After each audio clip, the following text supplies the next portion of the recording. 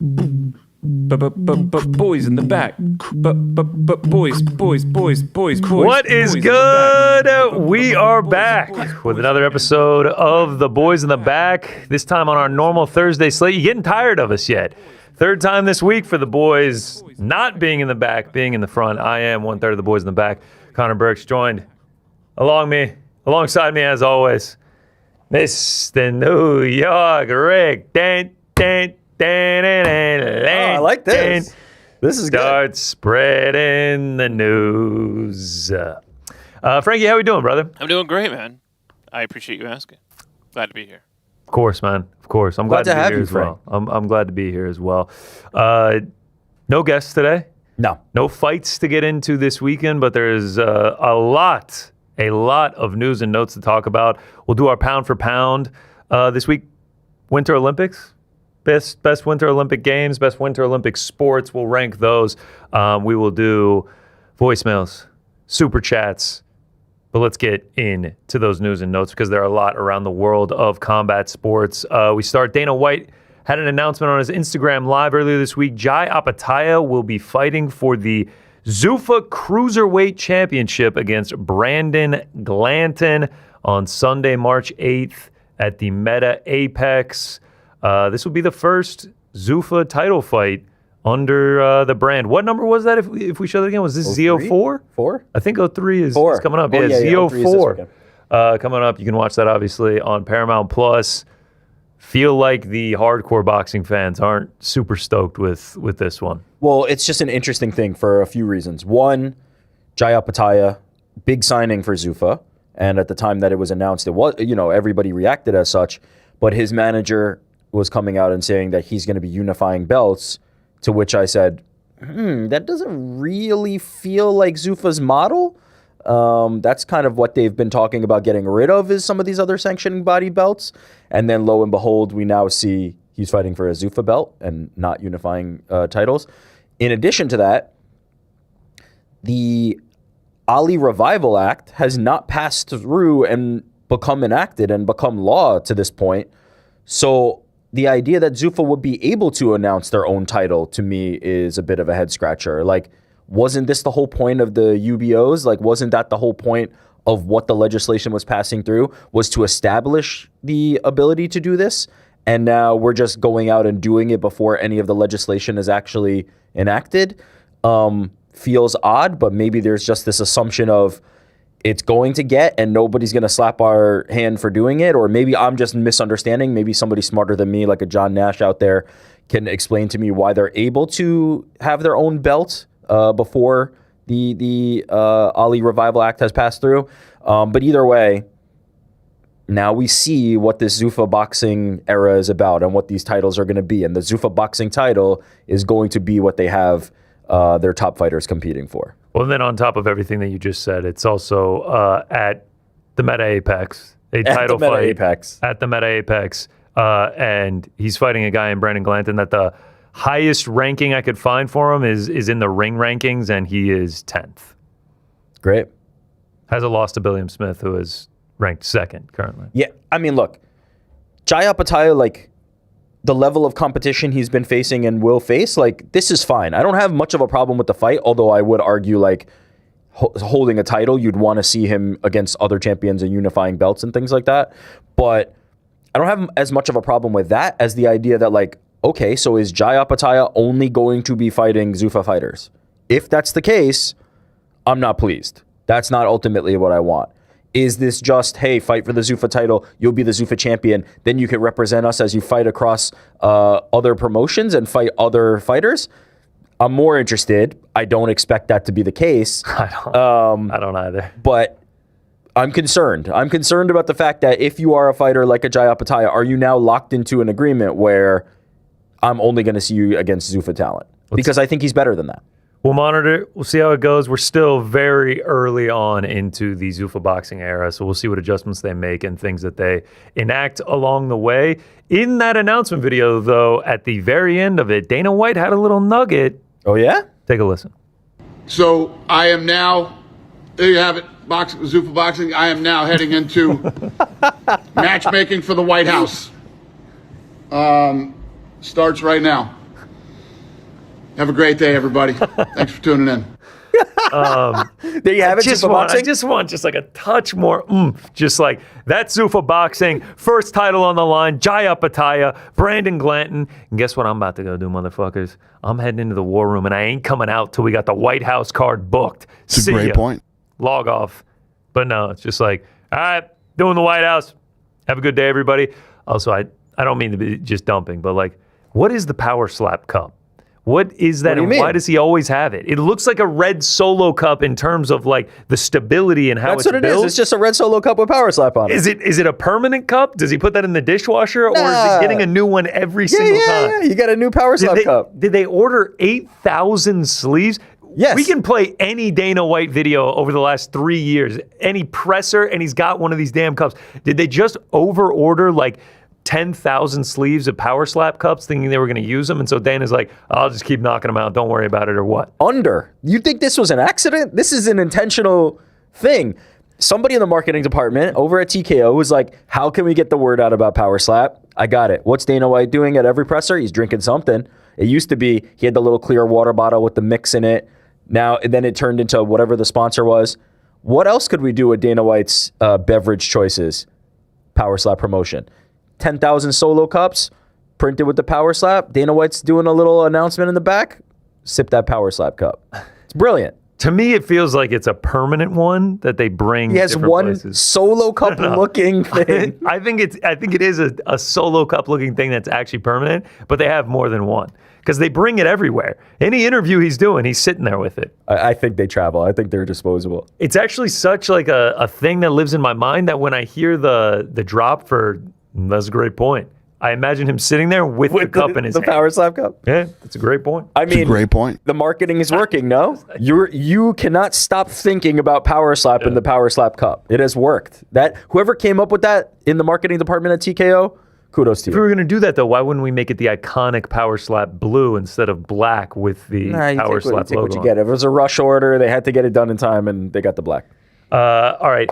So he says they're working on the White House card. We maybe when we get the announcements. A little bit weird when last week he said he's not involved in making fights at all, and now the end of that video is like, we're gonna go make these fights. It's hard to get excited when you just told us you don't do the fights, and then all of a sudden you're like, I'm gonna go make these fights for you. Actually, you didn't just tell us. You said under oath in the court of law. Yeah.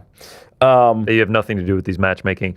Obviously, we don't know what it's going to be. It could be a whole array of fights. Is it going to be McGregor back? Is it Alex Pereira move up to heavyweight? Does Jon Jones make one last run after the arthritis?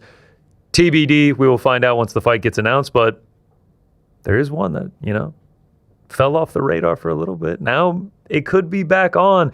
Islam Makhachev, your current 170-pound champion. He was asked about fighting Ilia Topuria, who last week said, I'm back in the mix. I'm clear. I'm ready to go. Islam Makhachev had this to say on Ilia Topuria. There has been a lot of talk about the potential fight between you and Ilia Topuria. How do you look at that situation? Yeah, I like this idea. If UFC want, I know a lot of MMA fans want this fight. I'm ready. All right, so Islam Makhachev says he's ready. Ilia Topuria, on top of the I'm ready comments, the I'm back comments last week, he had this to say in regards to Islam Makhachev. Everyone knows it's a fight everyone wants to see, and for some reason he hasn't accepted it. And then he talks too much. When you have me in that octagon, you start to realize I'm not Jack Della Maddalena. That's cold as shit. That is cold as shit. A little disrespectful. It's cold though. But it does make sense. So Islam says he's in. He's open to it. He's ready. If the UFC wants to do it. Now, obviously, there's the interim belt at 155 right now. But the argument for it is those are the current two pound-for-pound number one fighters in the UFC pound-for-pound rankings. In addition to that, two of the biggest stars on the roster. Like, it doesn't get much bigger than Ilia Topuria and Islam Makhachev, save Conor McGregor. And, like, Jon Jones is right up there with him, Alex Pereira. But, like, these are two of the biggest stars on the roster. And then you add on, it would have to be at 170, which means Ilia Topuria is going for a third title in a third different division. If you have the opportunity to do this, instead of, let's say, Ilia versus Justin, at the White House, do you do it? In my opinion, you have to do it. It's a no-brainer. You have to do it. Interim title be damned. The long wait at 170 to get a title be damned. If you can make this fight at the White House, it's mega. It's huge. Does Ilia have to give up the 55 belt like he did last time to now pursue this? That's a great question. That's a great question. Of course, point. I say no, but they're making everybody UFC lose their would belt. say Yeah, I probably think yes. the UFC would probably say yeah. And then what do you do? Do you do it at H.E. Arman? Do you do it at 165 so that nobody has to give up a belt? Is the fight enough? Do people care enough about the fight? Does it have to have a belt on the line? No, I want the 170 title on the line. Ilia going for history. I want 165. What is this? I want Ilia Bringing Kevin Topuria Lee to back? keep his 155. I want Islam Makhachev to not have to put his belt on the line that he just captured. If this fight is as good as everybody says, and remember that I've been not convinced that this is going to be a good fight. I think Islam Makhachev would beat him pretty handily. I don't give him much of a chance. I don't give Ilia Topuria much of a chance in this fight. If this fight is as good as everybody says, it eliminates any of the complications, right? Now we don't have to have this 155-pound belt held up. If Ilia Topuria loses, he can also go back to 155, have a great fight with Justin Gaethje to unify, and that still exists.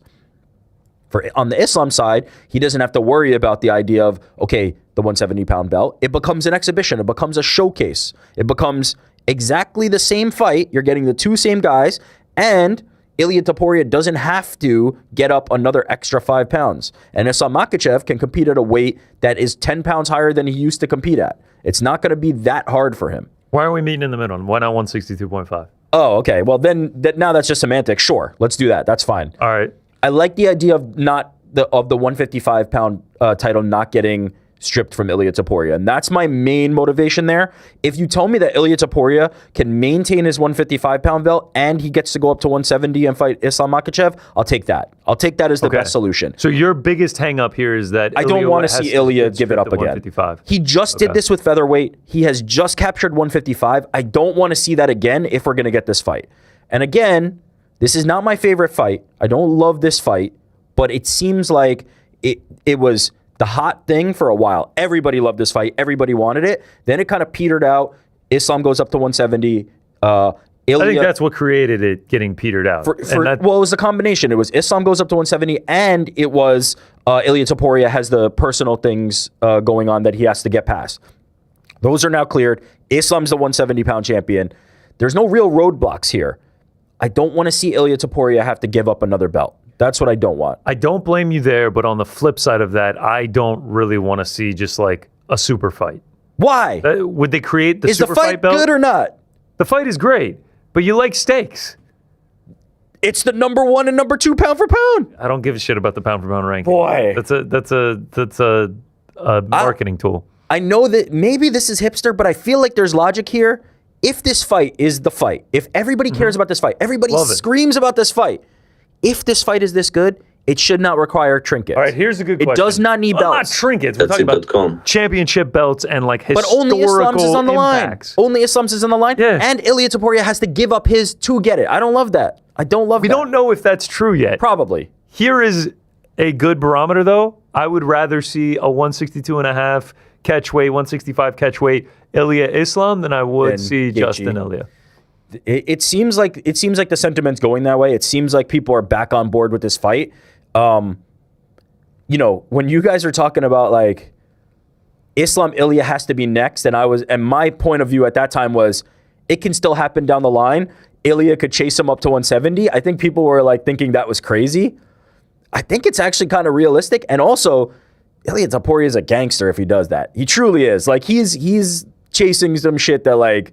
It's pretty crazy that he would be able to do to go from 145 to 170 because we're not dealing with just a 10 pound jump up, right? If he gets to 70, he's gone from 45 championship to now 70. That's 10 and then 15. That's a massive amount of weight to be giving up to a guy in Islam who looks like a natural 170, right? Like he looks like he belongs at 170. It'd be an incredible feat. I like the fight. I'm okay with the fight. I want to remove the element of Ilia potentially giving up the belt. Not just potential third title. him going from 45 to 70, everything like that. If he's able to add, for both of these guys, if they did fight, if he's able to add Islam Makhachev to his resume and get the third belt, like mind-blowing GOAT level shit. And if Islam Makhachev is able to hand Ilia Topuria his first loss, his resume just gets more insane than it already is. We talked about Alex speedrunning like MMA GOAT status. Oh, Jesus. If Ilia beat Islam Makhachev at 170...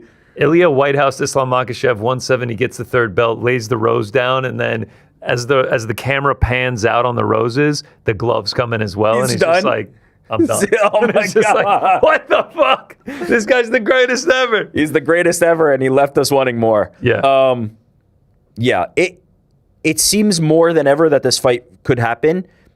I don't think they go this direction. I think they go the direction of Justin Gaethje versus Ilia Topuria. I think at the end of the day that is probably what happens too. You know, I mean, what else is Islam gonna say to a question like that?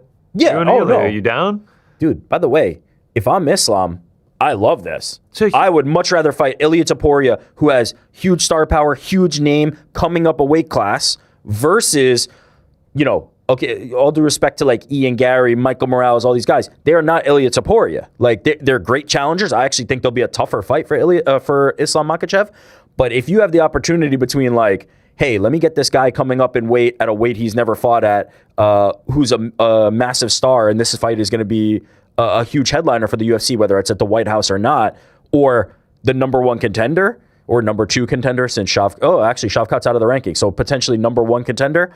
I'm taking the Ilia fight all day if I'm Islam. And I mean, it's getting to that point when you're moving up to 170 that I would not be shocked at all if it's just like there's weight classes for a reason type thing. For sure. Like you're talking about, you're really moving up. I'm trying to right now find the odds because I believe they have released odds for a potential Topuria. Islam Makhachev minus 234, Topuria plus 199. It makes sense. We talk about it. I actually think that would be the smallest favorite Islam would be. Yeah, it is. In his career? No. Against any of his potential opponents. Oh, the other, yeah. Minus 330 against Usman. That makes sense because against Michael Morales. That makes sense because of who Ilia Topuria is. I would say that there's value on Islam there, and I would expect him to have a tougher time with like a Michael Morales, who is probably a 185er, let alone a 70 guy, and Ilia Topuria, who's probably 45, 55, like at best, at his biggest, because he's not a big guy. It's fun to think about. Look, if they pull it off, if they're out of options and they're like, we need this White House card to be the best thing that's ever happened, I think that's the biggest, most reliable fight you can get, right? Jon it's always a crapshoot. It's always a gamble. Although Jon seems pretty motivated, Conor seems pretty motivated. At the end of the day, those guys are both not, hey, make the call, everything's easy, let's fight. And Conor McGregor probably more so from the contract perspective these days, but Ilia Topuria versus Islam Makhachev, those two are professionals. You know, if you get them get their signature on the dotted line, they're going to show up and they're going to fight. Although Ilia might say right before the fight, let's renegotiate, and he'd be worth it. But it's an exciting idea. I don't think they go that way. It'd be incredible if it did. I ultimately agree with you. I'm not sure that they go this way as well. I imagine they're going to make him defend against an interim title because he has no defenses at 155 yet. So it would make sense. And there is a massive line waiting for Islam at 170. We did get some breaking news last night from the UFC. Jailton Almeida. We talked about it potentially happening on Monday. We said, is there a world where the UFC cuts Jailton Almeida? And we were sort of saying it almost in jest, just because of like the performances he's putting on. The fans are just not loving it. But the UFC has cut Jailton Almeida. He is no longer with the promotion. It was first reported by Lierte Viana, and a guy who just 2 fights ago was one judge's scorecard away from being the number 2 ranked guy, having a win over Volkov, potentially being next for the title after Ciryl Gane. He was that close for it happening, is now out of the organization. Yeah, this to me feels like a message, right? Like the Patchy Mix release, the Jailton Almeida release, feels to me like a message where the UFC has always kind of made it clear, we prefer exciting fights, right? The bonuses are for excitement. The things that get rewarded are for excitement. When you're on Dana White's Contender Series, getting decisions doesn't seem to be enough. You have to get emphatic finishes. The UFC has been very clear to this point about, hey, you need to be exciting, and that's what's going to get you the best opportunity. This feels like an even more definitive kind of extension of that, which is like, yeah, you may be top ranked, or you may be, somebody who we have in our rankings who's ranked sixth, is a top guy. If you're not fighting, if you're not showing us what we need, you could be gone tomorrow. And he had just signed a new contract ahead of the most recent fight. Yeah, I mean, it's just looking back at it, the Volkov fight actually happened on the same card as Aspinall Gane, so it was happening before that fight took place. And I remember when we were watching, it's like, oh man, like Volkov got the win. Like, did he just get the next title shot? Does he get the winner of tonight? Yeah. And it could have been Jailton Almeida we were talking about. Had he just gotten one round from one of those judges in a split decision loss. And one fight later finds himself out of the UFC. And now he's out. It's like, it's just insane how fast this sport can move. Patchy Mix, same thing. Best bantamweight in the world. Now he's fighting for Ryzen. It just happens that quickly. We did see a tweet from our very own Oven. Shout out because not only is he getting cut as a high-ranked fighter, he's getting cut as a high-ranked heavyweight. He gave us these stats on how bad the UFC heavyweight division is right now. 37 fighters, that's it. Wow. Average age of 32. 0 former champions currently in the division. Only 2 fighters are in the pound-for-pound rankings. 21 fighters with less than 5 fights in the UFC. That's over half of the active fighters. 19 fighters with less than 3 UFC wins. Again, over half the fighters. Only 5 fighters with no losses in the UFC. Only 6 fighters are on win streaks. That is 1/6 of it. 17 fighters lost their last fight. That's half the fucking roster. Pardon my French, 11 fighters with 5+ years of experience in the UFC, and 15 fighters have losing records in the UFC. Half of the heavyweights on the roster have losing records. Yeah, it's not good. And we're letting this guy go over like boring fights. Like, I think it really is, like, to your point, it's a line in the sand from the UFC of like, we want entertainment. Here's my thing with this though. This to me harkens back to the Lerone Murphy Movsar Evloev conversation, Diego Lopez title shot opportunity. People make their opinions clear that they don't like to watch certain fighters fight. They find them boring, and I can't believe this is happening. But then when the UFC acts upon that, as an example, cutting somebody who doesn't fight in Jailton Almeida, the last 2 performances were piss poor, and like he actively tried not to fight in both of those performances.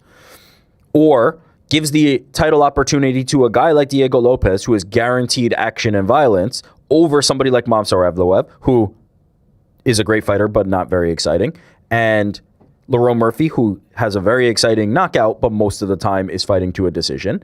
When the UFC listens, when the UFC goes, you're telling us you don't like these boring guys, and then they listen to you and do something counter to that, I am a bit surprised that everybody goes, how could this happen? Okay. I'll say most of the stuff that I saw was like, the terrorist has been caught. Like, okay, I saw like that's not what I was seeing, but that's funny. Hitler dead newspaper things. Jesus. I saw someone AI generated Almeida cut from UFC, like the newspaper things. Like, people seem to be celebrating him being cut from the promotion. Okay, that's fair enough, because that's not what I was seeing. To me, it's just crazy. Like, the guy was 8-3 in the UFC, and he's getting cut because of like a few boring performances. Where we have Tai Tuivasa, who is 8-9 in the UFC, he's sub 500, and like, let's not act like he's putting on bangers. That one against Taliesin Teixeira was not a banger. No, but he at least tried to win. He's had knockouts before, but like, Jailton Almeida was also on like a massive finishing streak. Come on, if we're comparing the excitement levels between Jailton Almeida and Tai Tuivasa, I feel you, but he's lost 6 in a row. Oh no, Derek Lewis. Derek Lewis's last fight. He was not trying to win the fight, bro. I know he's never gonna get cut. I understand this, but like, he was just like he got knocked down by a jab, a glancing jab, and then just quit. Something to consider though. They did just sign Jailton Almeida to a new contract, right? In order for him to take this fight. He had 1 fight left, and then they signed him to a new contract. After that performance, I wouldn't blame them for going, shit, do we want to pay him what we just signed him for in the expectation that he's going to be here long term? After that performance, I wouldn't blame them for going, let's get out of this contract as soon as we possibly can. Yeah, it's fair. I mean, the fans absolutely despised watching Jailton Almeida. You can make the argument bad. like Tai Tuivasa. Was Jailton Almeida, did he get worse hate than Mario Bautista? Yes. Mario That was Bautista. way worse than anything Mario Bautista did. No, I'm not saying fight-wise. Mario Bautista got insane hate, though. I know, because of the Aldo thing. But even that, it's not like Mario Bautista was like not fighting. Mario Bautista was just doing a very like safe game plan against the guy who's dangerous. And I'm with you. And like, this isn't a comparison. Of course, Tai Tuivasa is more entertaining than Jailton Almeida. But that like, matters. Tai Tuivasa has 6 straight losses. I love Tai. This is what I'm saying. But like, it gets to the point where I'm just like, I don't really want to see him fight again. But this is the statement. The statement is your longevity in this version of the UFC Is how entertaining you are. is more dependent on how entertaining you are. You're making the perfect case for it. Tai Tuivasa on the roster, Jailton Almeida not. God. That tells you what you need to know about what the UFC is about right now. Movsar Evloev. He better get a. You better not lose, bro, because one loss, your ass is out, man. Oh man, he better beat Lerone Murphy because Bro, it ain't gonna be good. You better beat him, and you better get a finish, too, because they might just cut you off at 10 straight decisions. I know Muhammad Makhachev was a bit more of a troubling case behind the scenes to deal with, but like still, he was undefeated, and like the boring style did not help his case. It's a great point. I don't look, if he was just somebody who was getting into scraps behind the scenes and things like that, I think he'd probably still have been on the roster. If he was going Manel out there, Kopp is still on the roster. yeah. Manel Kopp goes out there and knocks people out. Yeah. The UFC has never been. Did put on a stinker with Makhachev. He did, but then after that, he's been knocking people out. That's the one that Makhachev got cut from.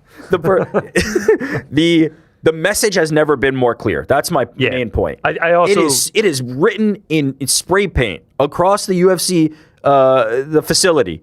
Put on exciting fights. If you're not doing that, you're in real trouble. I think the combination of this cutting, Jailton Almeida being cut, Patchy Mix being cut, the making every finish a $25,000 just across the board bonus now. So it's really incentivizing you going out there and getting the finish. And then to your point, the Dana White Contender Series. Dana can't be more clear on that. He's just like, bro, we're not here to just like grapple for 15 minutes. Like, you need to be putting on exciting fights. Yeah. So yeah, Jailton Almeida. No longer. What do you think he does? Rising? PFL, Rising. PFL? Yeah. If you're PFL, I mean, you got a credible opponent for Francis Ngannou right there. Now, actually, I was going to say, do you want to put Francis against the guy who might grapple him? Might. And now, well, might grapple him as in he might decide to actually try to grapple and win a fight. Otherwise, he might just stand there and do nothing. But if the friction between the PFL and Francis Ngannou is what it is, maybe that's exactly the type of guy you try and get in there. You can get Jailton Almeida over on a guy like Francis Ngannou, and now you have a champion. Jailton Almeida is going to need to knock someone out cold to win this audience back. You don't think if he beat Francis Ngannou, it'd be something? With a grappling heavy game plan and no 26 finish? minutes of control time in a 25-minute fight? No, but maybe he TKOs him in like the 4th or something. I don't know. If you're PFL, do you even try? Or do you take the cue from the UFC and be like, oh, no, he's going to get signed somewhere. I just don't know where. I mean, I just can't believe like the difference between going into that Derek Lewis fight. I mean, I loved watching this dude fight. He was getting finishes all the time. I was hype on Mahadinho, baby. And now, bon voyage, brother. I think he can be good again. I'll be honest. I think something happened, and I don't know what that something was, where he kind of lost the mark a little bit in terms of where he was and what he was supposed to be doing. I think he can get back to it, and I think against lower level opposition would be a good opportunity for him to get that groove back. Like if you put him in there with somebody, a mid-tier PFL heavyweight or even a light heavyweight, he announced right before he was cut that, or his manager announced that he was going to go down to light heavyweight.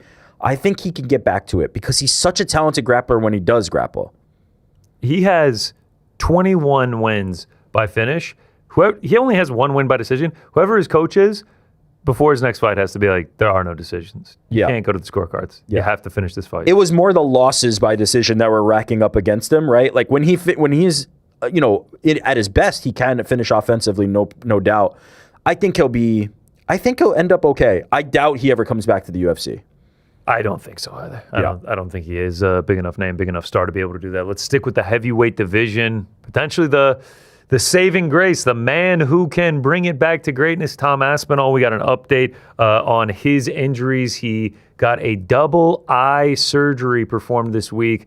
This is the post from his ophthalmologist after his highly publicized eye poke injury.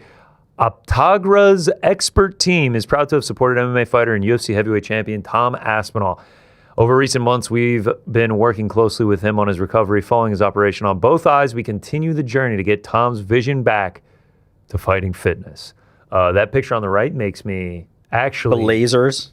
Cringe and shudder. Yeah. It just, anything with the eyes. And then this picture... This one makes me cringe. One day post-surgery, beet red all around, obviously, in the healing process there.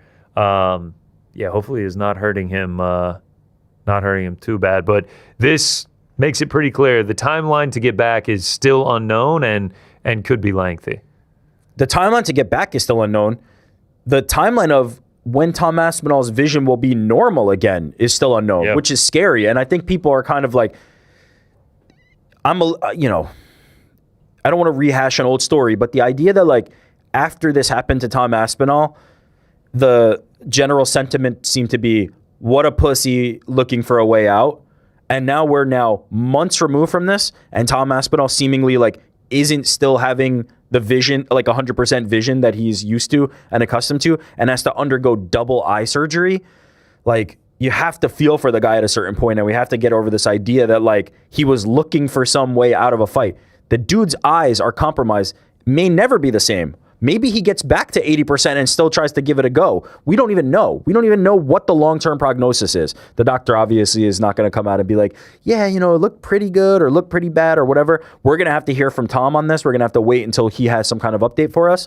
But, man, it is impossible not to feel bad for a guy who it seemed like was finally, after waiting on this Jon Jones bullshit, on the cusp of realizing his potential, becoming undisputed heavyweight champion, getting that title defense under his belt, and going on to bigger and better things. And now it's completely stalled. Not just the Jon Jones thing, but also the knee injury that sidelined him for a year. That he now came he's back having from. to deal with this. You said rehash an old story. It's actually a current story because he's posting these things. The doctors are posting these things. And you're seeing people still to this day quote tweeting and being like, oh, he's fucking faking it. He's getting eye injections. Faking it, yeah. Oh, this is what it looks like after someone gets LASIK surgery. Since when did doctors post promo? Like Jake Paul just had surgery for a broken jaw in December. It, yeah. And the University of Miami Hospital posted it. There is an agreement with exposure to get these medical bills down. Like it's just a thing when you have celebrity status around you. Like it's just a thing that you have to accept. Anyone saying that he's faking it and like he's going to these lengths to prove that he didn't want out of the fight, you're a fucking idiot. That's the only way to put it. You are actually an idiot. You don't understand how anything medically works, or you don't want to, or you're pretending you're pretending you don't. Yeah, you're just hating on his ass. You're an asshole. Yeah, like you're just a hating ass motherfucker at that point. Like that's the only way to put it. Like this dude has devoted his life to fighting, has gotten into fights, professional and amateur, dozens of times. To think, has lost before. It's not like he was undefeated and he was like scared of losing his O. Has lost before in his career. To think that he was like, whoa, shit, like I got bloodied up from some jabs, like I never want to fight this guy again, is insane.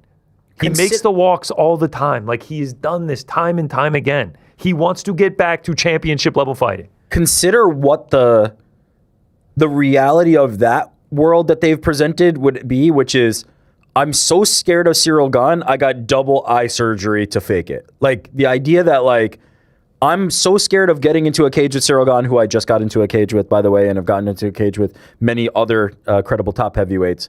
The lengths I'm willing to go to pretend that I don't want to fight him is to just have double eye surgery and sit out and waste the prime years of my career.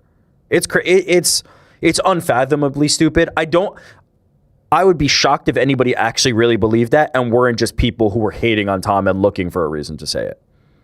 It's just an unfathomable thought to have. I mean, like, made the walk to fight Cyril Gane already. Like, is not scared to fight him. And then what would the benefit of this be? Nothing. Cyril Gane's waiting for you, bro. Like, No matter what, if you come back, you're going to have to fight him. Yeah. So it's just unavoidable. What would the ducking thing be? No. This is a man who has devoted his life to this sport. Like, he reached the upper echelons of it. He became the undisputed heavyweight champion of the UFC. I promise you, he is not scared to go into a rematch with Ciryl Gane. And for how much hate he's getting, I would imagine it's fueling him to win the rematch. Well, I mean, for sure. I mean, he doesn't really have much of a choice, right?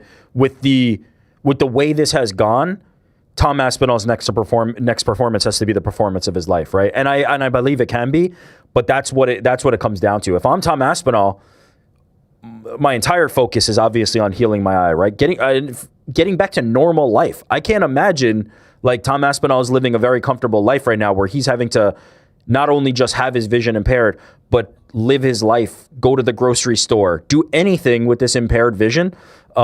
It has to be a drastic departure from a guy who seems like almost like a superhero to a certain degree. And so get back on track with that and then start thinking about the fight. But yeah, the sentiment has turned on Tom Aspinall in a way that I did not expect, and it's quite bizarre. We'll see what ultimately comes out of this. And rare mentions of Ciryl Gane, the man who poked him in the It's never about Ciryl Gane. These people who are like, you're scared of Ciryl Gane, don't actually care about Ciryl Gane. Nobody cared about Ciryl Gane. That's the point. Like, he was the B-side of the thing with Tom Aspinall. All of a sudden, he's become this like avatar for like, you're scared of it. Like, the fighters being scared thing is you know, I've talked about this a million times, but it's just the dumbest.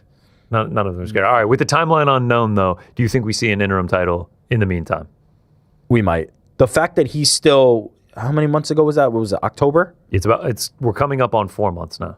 The fact that it's 4 months later, and not only is he not healed, you know, we see the eyes after surgery, he's going to take some time. We don't even have like a timeline. Who knows how long it could take for Tom to be fully healed? We'd have to obviously hear from Tom or the doctor on that. The UFC should probably start moving the division forward. Interim, though. I don't think you do anything with Tom. He's only been out 4 months.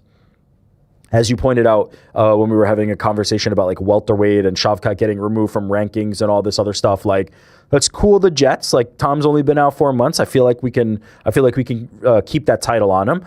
Do an interim with Ciryl Gane versus somebody else in the meantime, and then Tom comes back. Could you do Ciryl Gane versus Salsa Boy? I fucking hope not. How would you sell that? Ciryl Gane versus Salsa Boy? What other options do we have? I mean, fucking Alex Pereira? Stevenson? Okay, I like that. Alex Pereira moves up the heavitweight fights for the interim title against God, Ciryl Gane. I hope, all due respect to Cyril and Waldo, that doesn't feel like a headliner to me. We have Volkov, Sergey Pavlovich, and Curtis Blades. That's pretty much it. You want Rizvan Kunyev? Hey, Gable, how fast can you fucking get here, bro? Honestly, the heavyweight division is in disarray. It's fucking ass. You just cut your 8th ranked guy. It's like, I don't know what you want from here. It's Alex? Volkov, Pavlovich, or Blades, and then Salsa Boy. It's Alex. I like the Alex. I like the Alex a lot. Hey, Alex, it doesn't seem like Jon wants to come out of retirement unless it's at the White House, but I got a fight for you for September, and it's... September? I'm just making up a date. I don't care. I was thinking the Miami card. We still haven't gotten the main event for that. Yeah. April. I got to fight. Hey, Alex, suit up. It's time. Heavyweight. You versus Ciryl Gane, interim title. I'm down. I love that. By the way, we're planning on giving Ilia a title shot, so you might want to be the first one to 3 belts. I'm just saying, Alex, you want to take this fight? You want to be the This is truly the moment I have been waiting for. Yeah, I like that.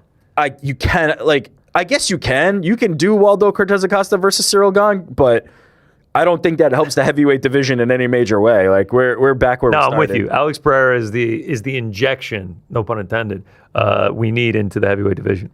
And then, my boy slides right on in there. Rizvan White House debut.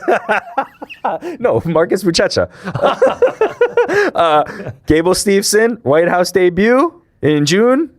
End of year winner of Ciryl versus Alex Pereira. If Tom is not ready, and if Tom's ready, Tom comes back. You get Gable Stevenson lined up for the winner of that one. Tom versus whoever. If Tom's able to recapture the belt, oh boy, Alex Pereira and Gable Stevenson would be a massive injection into the heavyweight division. I would dare say they need them right now. This division is very rough.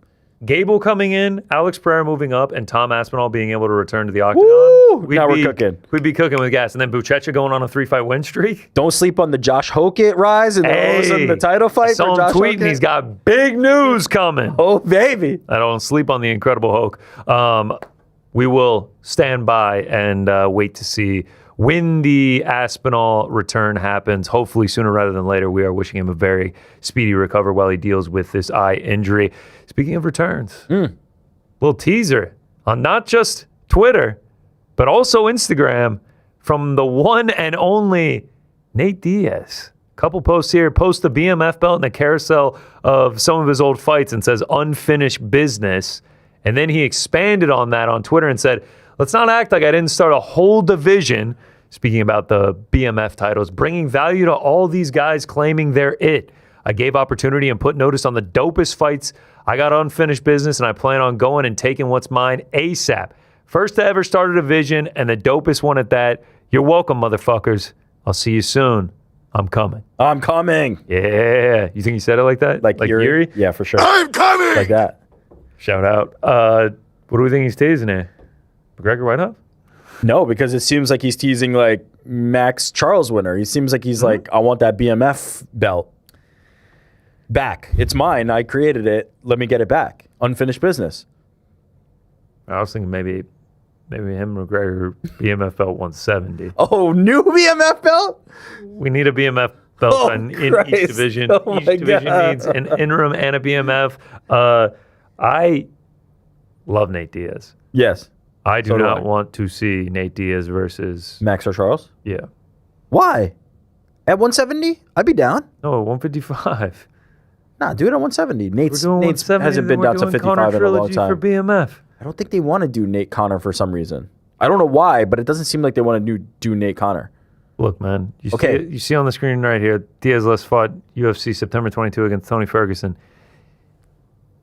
That's almost 4 years ago. Did he look like he was equipped to go 5 rounds with Charles Oliveira and Max Holloway in that fight? Let me propose a new one to you. Let's not get Max and Charles in the mix. They probably have ambitions to fight for a title at 155. It's always like at the peak of his game. I know. Somebody who is also kind of at the peak of their game, but is willing to step away and has stepped away. What about Dustin? What about we get Dustin? Yeah. Dustin out of retirement. Dustin versus Nate. Whatever weight class. Let's do it at 70 so they don't have to cut. Now you don't have to worry about any of the like complications here. It's a guy who was on the sidelines anyway. Dustin versus Nate. Big fight. That could be a co-main or a main for a big fight card. One that we always wanted to see. One that Dustin has said, that'll get me out of retirement. A name like Nate Diaz, that'll get me out of retirement. I did see him actually training recently in the gym. We saw him training with Gamrot.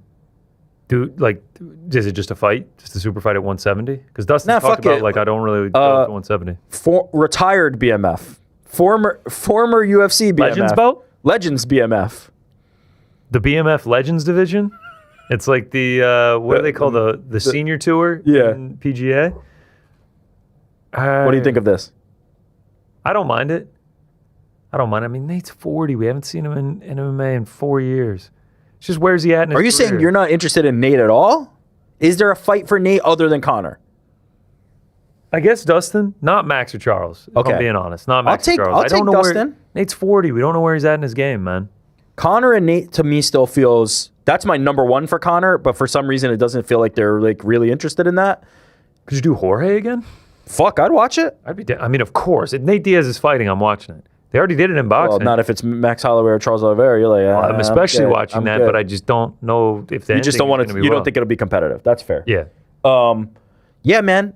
If Nate Diaz wants to come back, I say yes. Like Nate Diaz is a star at a time when the UFC needs stars desperately. Like whether you think he's still the guy that was choking out Conor McGregor or not.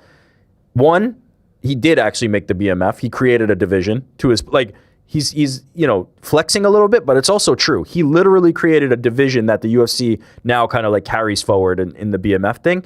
And two, he just draws eyeballs. He is a guy that no matter what, you have to see him fight, and fight fans love. I'm down for a Nate Diaz comeback. I'd watch a Dustin. I'd watch a Jorge. I'd watch a Connor. I'd watch a Charles versus. Okay, what about this? Do you do Nate versus Leon? Leon needs something right now. That could be a fun fight. That could be something interesting. A rematch. Nate has always said, I want that one back. He knocked him down. Everybody made a lot of that. I think there's fights for Nate Diaz that I would watch. I'm in. Just don't know where he's at in his career. Yeah. But if he comes back, then he obviously has confidence that he can still fight. Give me the Nate Diaz return. I'm in. I love Nate. Is there any chance this just ends up being nothing? That Nate's not coming back? That we just don't end up getting a fight booked for him? Who's to check? It's definitely a possibility, right? Because as we've seen, like post the Jorge fight, I don't think we've seen Nate, right? Has he done anything after the Jorge? Since the boxing, no. Yeah, so after the Jorge boxing match, he hasn't done much, and that was what, a year or two ago? Close to 2 years, July Close of 2024. to 2 years ago. So he's probably looking for something. He's probably looking, if it's not MMA, at least he'd be looking for like another boxing match. I don't think we ever see Nate in like bare knuckle or any of those others.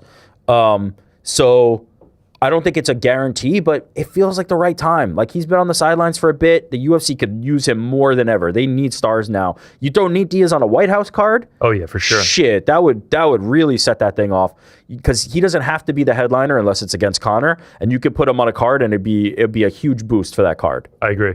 We'll see. We'll see what happens. Bring back Nate. They might be in the war room right now talking about it, booking a fight for him. Is Dana in or out of the war room? Is he in there? I think he's in there. Does he have his cell phone? Great point. He might have his burner. Is 47 in there? Okay. Is 40 in the matchmaker meeting? Yeah. Sean, Mick, what do you think about this one? DT's asking. Yeah, DT's saying we need Derek Lewis in the main event. DT's saying we need Derek Lewis. We need Derek Lewis versus Jailton Almeida. What's that? Jailton Almeida's been cut? Wait. We actually just cut him. Done. Sorry. All right. Let's keep rolling along with the news and the notes. A little bit of beef in the combat sports world. Actually, there's a lot of beef to get into. Let's start with Joaquin Buckley and Terrence Crawford and Shakur Stevenson going back and forth. The genesis of this, it began on a stream with Aiden Ross. Aiden Ross gave the opinion to Shakur and Terrence that the UFC is better than boxing. Take a listen. I think UFC is better than boxing. There's nothing wrong with that. I think it's great. The skill level is different. All right, so hold on. Let me ask you guys a question. You don't think like Jon Jones would dominate in boxing, honestly? Hell no. What? Hell okay, Ilia Topuria. Tell him come fight me. He's a crazy boxer, bro. I don't care. Tell him come fight me. Hold on a second. What about... UFC is good for what they do, and we good for what we do. That makes sense. Know what I mean? Okay, so I actually think Terrence is right with it. UFC's good at what they do. We're good at what we do. It's essentially two different sports. It's two different sports. I love how Aiden Ross, the go-to for the boxing talent is Jon Jones. Yeah, you think Jon Jones will come in and dominate boxing? Like, no, Aiden, I actually really fucking don't. Like, Definitely don't. They're like, no, I actually do not. You talk about 40-year-old Jon Jones just lacing him up? Nah. This is this age-old, like, tiresome debate of just like, oh, well, like if the MMA fighter came into boxing, the boxer would dominate. It's like, yeah, no shit. And if the boxer went to MMA, he'd get dominated. It is age old. The Nate Diaz return paired with a boxer MMA fighter calling each other out feels all very 2016 coded. This is all Conor McGregor, Floyd Mayweather, but the idea of this has been changed a little bit because of what Francis Ngannou did. When Francis Ngannou went in there and hung toe-to-toe with Tyson Fury, now granted, he got knocked out in the next fight by Anthony Joshua, but when he did that, I think it fooled people into thinking like everybody who's an MMA fighter that's a striker can like come over and do this. I assure you Jon Jones would not be the heavyweight champion of the world in boxing, all due respect to Jon Jones. And I assure you that any boxer that came over and fought Jon Jones in the cage at heavyweight would get their shit. Like they would get their ass shit kicked pushed in. really bad. They would get dominated. I love like the tweets that come out. It's like, bro, if boxers can stuff a few takedowns, like they're gonna knock the guy out. It's just like, yeah, that's. Oh, if they can do that, yeah. I think I saw actually someone tweeted they were just like, if Usyk can stuff the first couple takedowns, he's gonna knock out Aspinall. It's like, yeah, good luck, man. I fast forward to Aspinall just lunging like a linebacker across the octagon to double leg Alexander Usyk, and then once it gets on the ground, it's a wrap. Anyway, Joaquin Buckley saw that clip and had something to say about it. Here's his response. But I just hate, and I'm going to just say this right now, y'all boxers are so disrespectful to us athletes, bro, in the UFC. Shakur, I'm on you. Even though you beat Timo, all the stuff that Timo was talking, all that trash that he was doing, he throwing bananas at you and all that type of stuff, right? Yeah, you beat him, but you should have knocked his ass out cold. But because you worried about your little record, because you don't want to get embarrassed, you want to blame it. Oh, well, it's the art of boxing. Or, I just want to show my jab all night. You a hoe. You a hoe. You ain't want to go out there and put on your best performance. So with that being said, stop disrespecting us, bro. We are way more entertaining than y'all. It just is what it is. When we watch you guys fight, it's predictable on who's going to win. So there ain't no excitement in that. And the UFC, you don't know who going to get it. From the wrestling, from the submissions, from knees, from elbows, from kicks, spinning back kicks, spinning fists. And y'all try to say, no, y'all the real fighters. How? How y'all the real fighters? If we came outside, literally where I'm at right now, I could kill you. I'm not saying I want to kill you or want to take you off this earth, but realistically, I would kill you if we fought. All right. I mean, the classic argument from... Hard to disagree. From MMA fighters, yeah. Like, you hear a lot of dudes, like Dustin Poirier has said it before, we're basically in a fight to the death, and the ref is there to stop it if it gets to that point. Hard, to disagree with believing that. Terrence Crawford caught wind of it, even though that was essentially directed at Shakur, and took to Twitter to respond. Who's even fighting in the streets anymore? Talking about who he can kill in the streets. He must have forgot they make switches for them kind of tough guys. Obviously referring to, someone bringing a gun see them though. into the affair. Is that what he's talking about? That would certainly... I thought he meant like a switch, like a... A Nintendo Switch? No, Switch is like a stick, like to smack somebody with. Oh, could be a switch. This came up when Adrian Peterson disciplined his son with a switch. But that's like a disciplining thing. You think that's what I think he's saying. Yeah, that's what you think he's saying. You think he's Joaquin, go out and pick a switch. He's gonna come with a branch to fight Joaquin Buckley. I think he's saying we whoop the ass. That's what he's. I think. Oh, I thought it meant like these people are just gonna bring guns. Oh, I mean, I hope not. He also had another tweet there. Y'all MF is so slow these days. Internet fucked up a lot of y'all's brains. Whoever the MMA guy is, never talking about killing or fighting me in the streets. He was talking about killing bro Shakur in the streets, but that wouldn't happen either. I like it to clarify. It's like, no, he doesn't want to kill me. He's going to kill Shakur, but he's probably also not like, going to do that. I don't know who the fuck this guy is. He's a nobody. There's no wonder he is not at the top. Buckley saw these tweets, immediately hopped on the gram and had another response video. Here it is. Bud talking crazy, acting like he gonna, do something, in the streets, man. He gonna keep a switch. He gonna need a switch if he playing with me. We ain't finna do this in the streets. That was some good, deflection, He didn't really want to answer what I really asked him, and that's to get that work. We can keep it out of the streets, we ain't gonna be playing like that. Don't nobody make it back home. Let's get in the ring. Let's spar. You already know you be out in Vegas a lot of times. You spar up at the Apex. You work up at the Apex. I think it'd be fun. I think the whole world would love to watch. We can go live. We can have some fun with it. I know you still train just for the lifestyle. I know you still spar. I know you still get that work in. I know you still train. I see Shakur. He thinks something funny. But at the end of the day, right, let's find out. Because I'm dead serious about that. It's real cute that you talking about, what happened to tough guys on the street. But at the end of the day, man, we in the toughest sport in the world, right? And that's combat sports. So let's see who the best fighter. I ain't street certified. I'm telling y'all that right now, And I heard Bud got popped one time, right? Somebody say you want payday. This ain't got nothing to do with payday. I'm willing to do this for free. Bar dummy. This is an open invitation to Bud Crawford. Let's do it at the Apex. I'm gonna try to make my way down to Vegas March 7th. Let's do it then. All right, so he presents a challenge to Bud Crawford to spar him in the ring. I love the I will kill you in the streets is how he ended the last video. And then the caption for the next one is, drop the guns, pick up the gloves. It's just like... Well, and then he's like, yeah, we don't have to do it in the street. I'm not a street certified guy. And then I'm just like, why did the streets even come up? Like, why did any of this come up? Because the OG, this is good. This the is OG good stuff. Joaquin Buckley video where he's got the t-shirt wrapped around his head was 14 minutes long.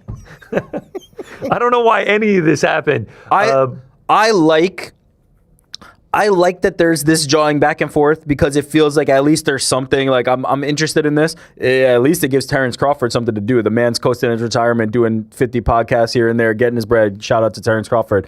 I think it's funny to have Bud clapping at Joaquin Buckley, so I kind of like it. But it always, the two sides always have the exact same arguments, which is the boxer says, I'd whoop their ass. Come into the boxing ring, I'll whoop your ass. The MMA fighter says, come into the MMA cage and I'll whoop your ass. And by the way, I'll also whoop your ass on the street. It always is like I'll whoop your ass in the cage, but by the way, also if I saw you on the street, I'd take your life. It always goes there. We're closer to fighting, and that's what we want to do.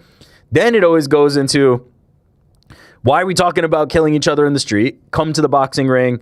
Come to this. Then it transitions to the MMA fighter going, yeah, I will meet you in the boxing ring. Because A, they know that that's how they actually get paid. And B, they know it's never going to actually fucking happen. Never. Never going to happen. Bud Crawford is not going to go spar Buckley. No. Why? For what?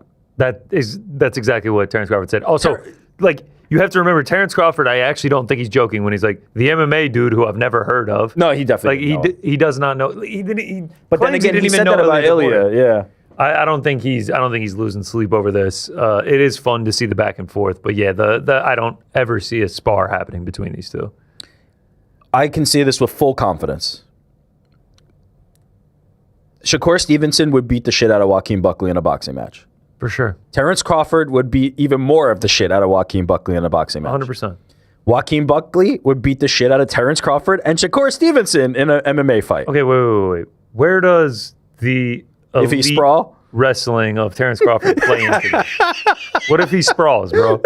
What if he sprawls? He was a national championship wrestler at Nebraska. We've heard about the credentials. He threw on the Cornhuskers singlet. Don't forget. Yeah, Joaquin Buckley would kick his head into the fifth row. On the street, I don't really care because that's not involved in any of the sports that I cover. I don't really cover street fights. I'm not into street beefs. Oh, I actually love street beef. Shout out. Love Dr. Scraps, everything of the sorts. But these are two professiontional athletes. Yeah. They're not scrapping on the streets for free. Here's my other definitive statement. Joaquin Buckley will never fight Terrence Crawford or Shakur Stevenson, and this is just fodder. But I'm entertained by it. As I said, I like seeing Bud just kind of talk. Bud's the funniest. I love Bud Crawford, and so I'm just interested in him. Buckley's pretty good on camera too. Buckley's been. This is 2 shows in a row where we feature Buckley. Buckley's matchmaking 170. Buckley's over here starting beasts of boxers. I like it. I like what he's doing. We also had Shakur Stevenson, who was actually the one who Buckley was first talking about in all of this, and he just says, "I ain't doing no back and forth with nobody. Y'all can have the clout. See me when you see me in real life." It's I don't give a fuck about any of this. I don't give a. You do have to think about the fact that Terrence Crawford and Shakur Stevenson are making an amount of money that Joaquin Buckley would have to kill for.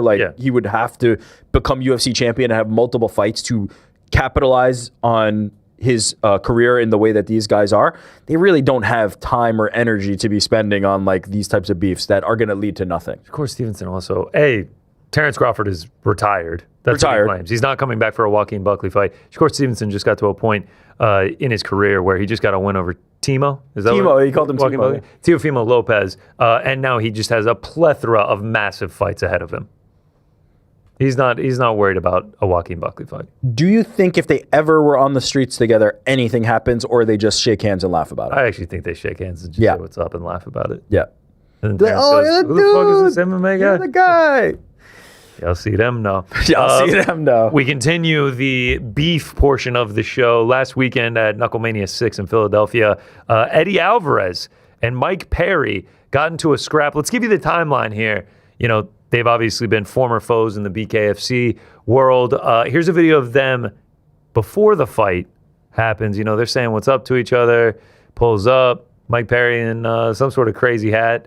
This is an Alien Films exclusive. Got to show Alien Films love there.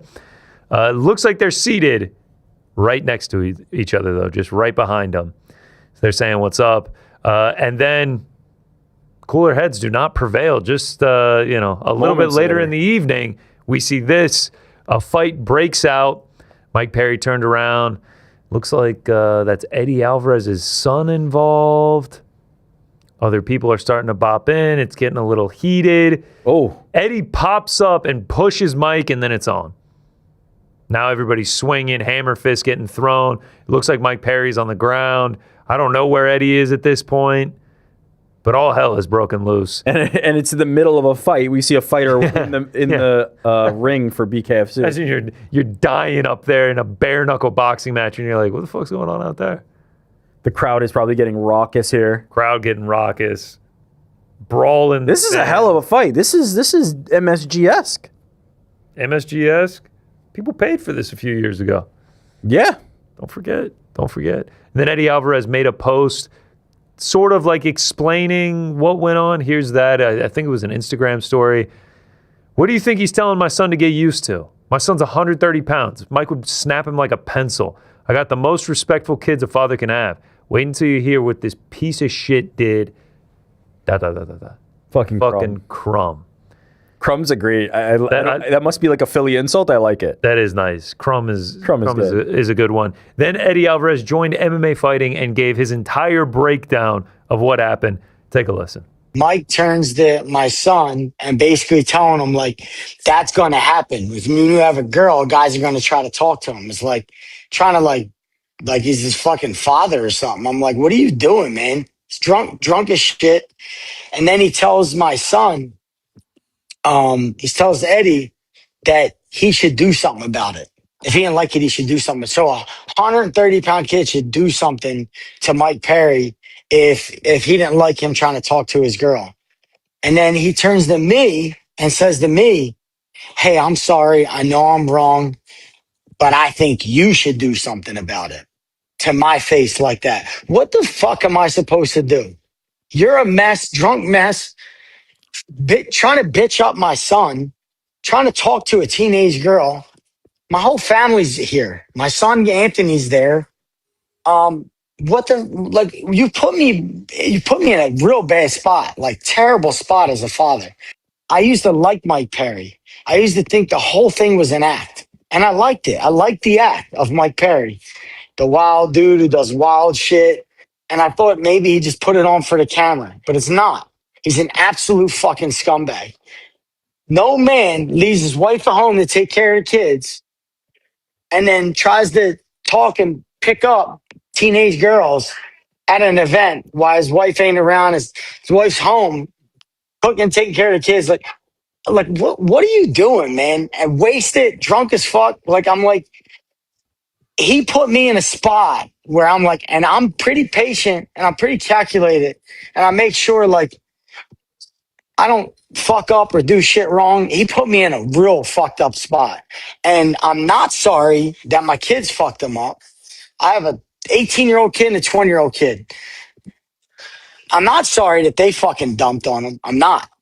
Or my wife fucking hit him. I'm not sorry about that. I never will be.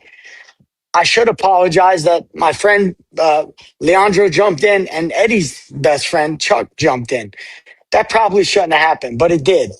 I'm not in control of this situation, but nor did I want to be in this fucking situation. I don't want to have this drunk fuck in front of me, doing what he does, acting a fool. All right, so there's the breakdown.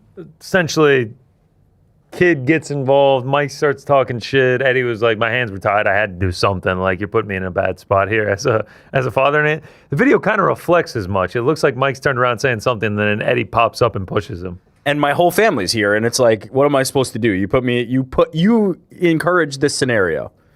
Mike Perry on his Overdogs podcast had his side of the story. Oh. Here's what he said.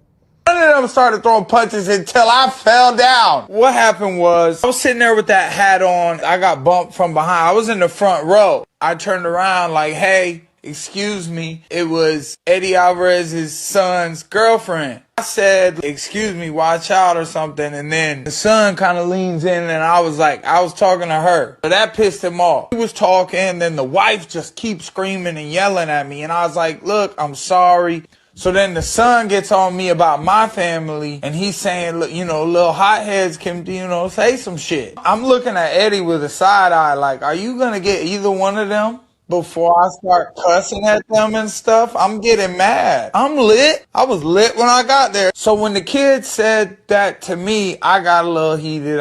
He got to me, I guess. I said, like, you're gonna have to get used to that. People gonna speak to her or something. That's when Eddie got up and pushed me really hard. And it's like I just slipped. None of them started throwing punches until I fell down. I didn't know who any of these people were. I didn't even realize that many people was doing that. I wasn't really getting hit. And then this one guy comes, tries to knock him out. almost knocks out the girlfriend. You know, I said something to his son to disrespect his son or whatever because he pissed me off. Eddie was doing what a dad should do, and he wasn't really trying to get me on the ground. I don't think from angles I saw he wasn't really trying to get in there. He was kind of trying to. I didn't have any boys. I'd be dolo. I'd be solo. I was next to my manager, and at first he was like this, but then he kind of just got body pushed out. And it's okay because I'm the fighter. You know, I'm used to it.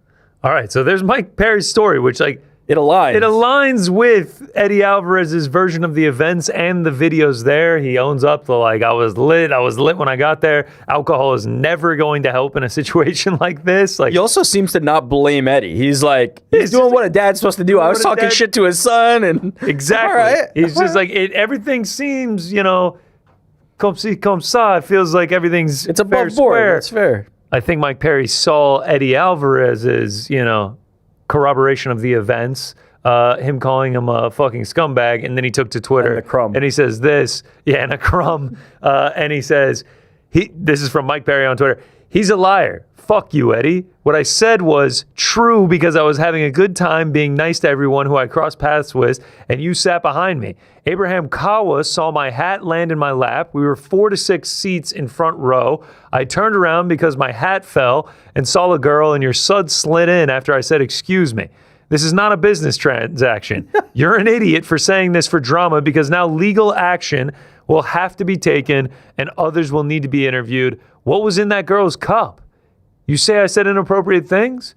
What did I say? Forget you. And then he posted an AI rendition of the let's get you to bed now meme.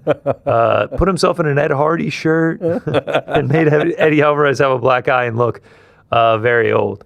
So feel like him getting called a scumbag kind of fired him up, but he still seems to be saying exactly what Eddie said, which is the part I'm not understanding. What was in the girl's cup? I don't know. Like, is he saying like underage drinking? Yeah, I don't know. It felt like the stories matched up, and now it's getting a little bit personal. Now Eddie versus Mike too? Down. Is this just them planting the seed for this? I don't think so. Talk about the cojones on Alvarez's son standing to Mike Perry. Mike Perry says those fighting words. I'll say this. His dad is thankfully right there, right? Like, so when you got Eddie Alvarez there, it's like a little bit more of like a boost, but look, he probably can handle himself. Although, you know, again, drunk Mike Perry, I don't know if I'd want to fight drunk Mike Perry. And his dad is like, Mike Perry would snap him like a twig. He's right. So, like, what are you doing stepping to? I'd just be like, it's all good, man. It's all good. No worries. It does feel like this could have all been avoided with just like, laugh about it and then be done. My thoughts is the alcohol is what fueled it helped. Like being torn up is never going to help with moments that are getting contentious. It's just never going to help. So we'll see. It's a great point. Do you think this is the end of the saga? No. You think we get more? I think we probably get more, especially with both of them floating around the BKFC universe. We roll along with the beefs. One of the best in MMA history, DC and Jon Jones. DC had thoughts about the video that got leaked of Jon Jones saying he has arthritis. Oh. This is DC words, not mine. Take a listen. I don't believe it. And I don't think you should, because I don't think that he was unaware of the video. I think that Jon Jones knew what he was doing. I think that he wanted people to know that he's injured. And I think that's exactly the way that he wanted it to happen, by giving it to an influencer. And that influencer then put it on the internet, and then he can feign ignorance and go, oh my God, I got caught. Not true. The guy. What? We have what? We'll talk about it later. Oh, shit. Right. He was trying to sign something. I was trying to say something. I couldn't understand him there. Yeah, so DC being like, this is his way of having an out of getting out of the world of fighting like this, instead of having to, just, he's already retired though. So I feel like it doesn't make a ton of sense. It is interesting though that Corey May would come up with the idea that Jon Jones like kind of did want this out, because you do see Jon like start to walk away, then he tracks, and then he kind of comes back, right? Like he was like walking away, and then he's like coming back, and he doesn't have to volunteer this, and then he starts talking about it. So like, I don't think it's out of the question. I don't think Jon Jones wanted that specifically out, especially if you're trying to negotiate with the UFC to get a fight on the White House card, you probably don't want out there that like it's not going to be the best version of me. That's probably an opportunity where you just pocket that and maybe at a later date you can talk about it. Also, like the stream of getting it out was through that, like, what was his name? Joey the Boa on TikTok or whatever. So is it something? It was something like that. That was the best means of getting it out. I don't know. I feel like this is conspiracy theory. Conspiracy from DC? Yeah. Yeah, like it just feels like he's already retired. If he wanted to just fully stay retired and was like, yo, man, I'm banged up. I'm not coming back to fighting. He could just say that and no one would blame him. Yeah, he's cemented. And he says also at the end, like, I want to save my body for like playing with my kids and stuff. Yeah. And he said versions of that before already too. Yeah, I think this is conspiracy theory. I think this is hearsay. Yeah, this is just DC hating on Jon Jones. Slight bias from Big DC. Let's go back to modern day fighters. Joshua Van asking for a fight. He took to Twitter and says, Manel, Tyra, Jake. And then I guess the response was not as positive as he wanted. And they said, how y'all get mad at me for asking for fights? Y'all want me to wait all year or stay active? He obviously wants to get in there. He teased the Houston one, talked about fighting Tyra, Manel, and maybe Japan, something like that. He clearly wants to stay active with this belt. Manel Kopp says otherwise, though. He chops on Twitter, we're all waiting for you to sign for March 7th. What's the delay? Pen out of ink or your hand shaking? Wait, March 7th is That's UFC 326. 320. Yeah. I don't think they're fighting already on that one. Filled up. I can say with 100% certainty, there is not a contract that needs 2 signatures, and Manel Kopp is the only one that signed, and they're waiting on Josh Van to sign it. Okay, right now, 326, Max Holloway, Charles Oliveira, Caio Bahallo, and Reiner de Ritter, co-main. I wouldn't mind a little Josh Van, Manel Kopp action on there. I wouldn't mind it. Are you kidding me? I wouldn't mind that. Let's get that signed. Josh Van, what are you doing, bro? Sign the contract. Do you think the ink is dry? Or do you think the ink ran dry? Or do you think his hands are shaking? One of those.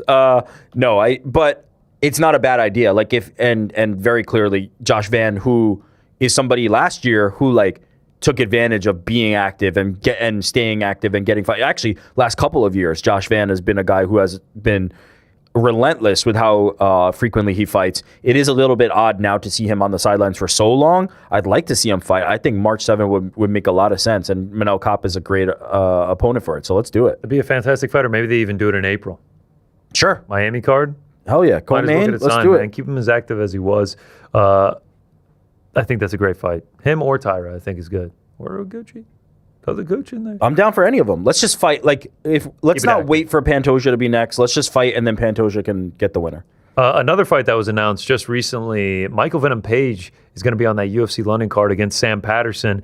And when it happened, all of us were sort of like, that feels a little weird. Yep. Like, that feels like odd matchmaking. Michael Venom Page essentially said as much in a recent interview. He said, it's not one that I expected or was even looking for. Not just an opponent that feels further down the ladder. I came here for big fights. It just feels like I've upset somebody at the UFC. Can I put on my tinfoil hat? Yeah, just like DC did. Just like DC? Yeah, maybe they do actually not want Michael Venom Page around. Maybe it's like Jailton Almeida, where it's just like, we actually don't want to pay your contract and for your services. Like, I can't think of an explanation otherwise, because Michael Venom Page is somebody who has name value and should be fighting in bigger fights, and is somebody who's willing to be pretty active. He's willing to step in and fight. Like, the fact that he's even signing to fight Sam Patterson tells me that like he's more excited about the idea of fighting than the UFC is about him fighting, which is bizarre to me. Because look, I get it. Like, Michael Venom Page isn't quite the finisher that he was, in the early run of Bellator. He is 3-1 in the UFC. He's 24-3 overall. Incredible mixed martial artist, but he does have all decisions in his UFC career so far. Yeah. Against lower level opposition, MVP was like feasting on them and finishing them. And now as the stakes have ratcheted up, those finishes have gone a little bit dry, no doubt. But he's still kind of exciting. He's still a guy who's going to like put on a show. He's going to bring it with the entrances. He can speak. He's got a good look. I don't. What the UFC thinks of MVP and what we as fans think of MVP, I think is just off. Like the UFC just has him much lower. They regard him in a way that we kind of have him much higher, and he himself has himself much higher. I'm surprised by it, but there might just be truth to the idea that like of what he's saying, which is like somebody doesn't like him. Somebody just does not like MVP. Something to also remember, he's going to these decisions and everything like that. I'm not really sure he's going to reach the upper echelon of these divisions. He's also about to turn 39. Yeah. 2 months, he's 39 years old. But there's a big, like, sorry, I got to look up his UFC run. We've got Kevin Holland. Debut against Kevin lost to Ian Gary, Shara Bullet, Jared Cannonier. Okay. Sam Patterson does just feel like that feel out there. You have to acknowledge, like, to go from Kevin Holland in your debut, would you say Sam Patterson is a significantly less name than Kevin Holland for sure. Yeah. Also, let's talk about welterweight, middleweight, and now we're back at welterweight with this random ass matchup. Ian Gary, way less of a name. Even Shara Bullet, way less of a name. Jared Cannonier, way less of a name. So it's like he's 3-1 in the UFC. And in a fight against Ian Machado Gary that came down to the very last round where Ian had to wrestle with him instead of standing and striking with him, like I don't have a conclusion other than what he suggested, if I'm being honest. So like Sam Patterson is also going from Trey Waters to Michael Venom Page. Feels bizarre to me, man. This felt, when it was announced, very weird. But if they said to me, if MVP goes, yeah, I wasn't really digging Sam Patterson, but they offered him to me, and I think it's a good fight because I wanted to give a chance to an up-and-comer, I would have been like, okay, cool. I don't love it, but I get it. But the fact that he's as confused as we are, that's weird. That's a bad sign for. I don't know what's going on, but I think MVP deserves better than that. And that's not a disrespect to Patterson, who I think is seeming to be a fighter on the rise, and I'm interested to see where he goes. But it feels more like MVP could have had another name opponent and had a bigger opportunity. Yeah, I mean, to be totally honest, like going off this matchmaking, I know it was on short notice and they had to get a replacement, but when I saw the Loner Kavanaugh, Brendan Moreno announcement, I was like, huh? I was like, what's going on here? This is odd. The modern UFC is weird, man. It is. It's not a meritocracy like it used to be, you know? Oh, yeah, like the good old days. When the good old days when it was a meritocracy in this joint. Yeah, we'll see. I'm interested to see what happens in the matchup and the fight itself. Maybe they're strapping the rocket ship to Sam Patterson. It doesn't feel like that, but hopefully there will be something out of this. In the future. Mm-hmm. Sam Patterson. Wait, is that his nickname? Yeah. It is? Yeah. He's also the future? If he wins, we will have 2 futures in the welterweight rankings. Who will actually end up being the future? He's the future too. Yeah. Feels like you might want to change that one. Too late. No, you might want to. Already the future. John Nash took to Twitter in discussion of the Johnson versus Zuffa ongoing court case, saying that there is apparently a revolt by Ali Abdelaziz. Dominance MMA is refusing to comply with discovery requests in Johnson versus Zuffa. Plaintiffs are asking court to hold Dominance in contempt, compel production, and order Dominance to pay legal fees. Yeah.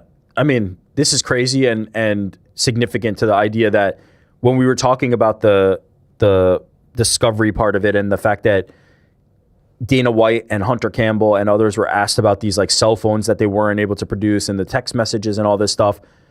Now we hear that one of the other parties that they were trying to get some of the messages from is now also not producing them. It's going to get interesting here. It's going to get very interesting in terms of whether the judges are going to be forced to kind of like move on from the idea that, hey, we don't have a complete picture here. There are some missing messages. There's some missing information that we're not getting. Or if they are ordered and are able to make them produce these, or if they find another way to get to them through the telephone companies or something else. It's fascinating times. The continuation of these antitrust lawsuits is becoming more fascinating than I actually thought it was going to be. Once the first one got settled, I was like, oh, that's it. Nah, that's kind of it. All right, I guess. And it's going to be more of the same. The fact that the judge in the case is going so hard and working so hard to make the UFC, TKO, Zuffa, and the UFC accountable for some of these missing messages, whether it be intentional or by accidental omission, is very fascinating to me. And now we see, as I said, a third party who's involved, right? Obviously, you imagine Ali Abdelaziz and Dominance have gotten many, many text messages from the UFC when it comes to matchmaking and other, offers to fighters and all these other things, them asking them to produce some of them that have not been volunteered is very interesting. Really interesting to watch as that case rolls along. The biggest social media superstar in the world of combat these days, Arman Tsarukyan, with a couple major collabs. This time in Armenia, Jake Paul flying out to visit him. Here they are having dinner. If you watch this video, Arman's just like, he's just riffing, man. He's having a great time. And Jake Paul's like, yeah, okay. Is she giving me another serving here? Like, this is quite a lot of food. It feels like he wasn't ready to hang with how much food Arman provided. Who's ready to hang with Arman when it comes to that? Few people. Professional eaters. Yeah, professional eaters. And then Arman gifted Jake Paul a specialty robe. What is this? Whoa. Is this a rug off the ground? What are we dealing with here? He's handing someone a boar's head. And I'm not talking about the deli meat. I'm talking about an actual boar's head. Okay, but is that a rug or is... Nah, yeah, that's a rug. It's definitely a rug that he's going to wear out. I'm going to the club. That's for sure a real bear, though, which is just insane. Arman's got that hanging around. What do we make of the Jake Arman link up? Random as hell. They feel kind of random. Not expecting it. And it doesn't feel like they're like boys, like having great time. Every video I've seen, it just feels like Jake's like, yeah. What's going on here? Oh, more food. Okay. All right. Yeah. Okay, here's an interesting question. Who's got more emotion right now? Arman or Jake? Is Arman doing Jake a favor by featuring him in his videos? That's a good question. I mean, because most of the time Jake would be doing somebody else a favor by putting them in his content. Is Arman the bigger name? Jake got some bad PR with getting knocked out by Anthony Joshua. His like hot takes on the halftime show. Oh boy, I forgot about the Everything halftime. With that. So yeah. His fiance did win a gold medal. And shout out to her. He showed his emotion. Yep. He bared his raw emotion to the world. I think it was just a nice collaboration. Well, who's the A-side? In my world, it's Arman Tsarukyan. I feel like Arman's helping elevate Jake's brand. For everybody else, it's Jake Paul for sure. Jake Paul is like, fair enough. People are like, why is he in Armenia with this random ass dude? It was in Armenia? That's where they went? Yeah. Another collab that we saw. Arman training with Demetrius Johnson, the GOAT, at Santos Studios in Orange Beach, California. Who can out wrestle you in the UFC? Who can out wrestle you? Who can out wrestle? 155, nobody. Exactly. Nobody? Yeah. Right? No, I shouldn't worry. It was Islam, but he went up. Yeah, he went up. Yeah, and he doesn't waste energy. Doesn't waste energy, because he's... Yeah. He's so calm, too. You are, too.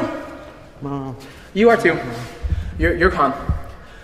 Demetrius Johnson, unbelievable video. I watched the whole thing last night. Shout out to him. Shout out to Michael Wantsover. The production value on it is just incredible. They got drone shots. They got like cinematic shadow boxing and face-offs. Just for them to just train in this gym. It really is amazing, and like the insights and them working together.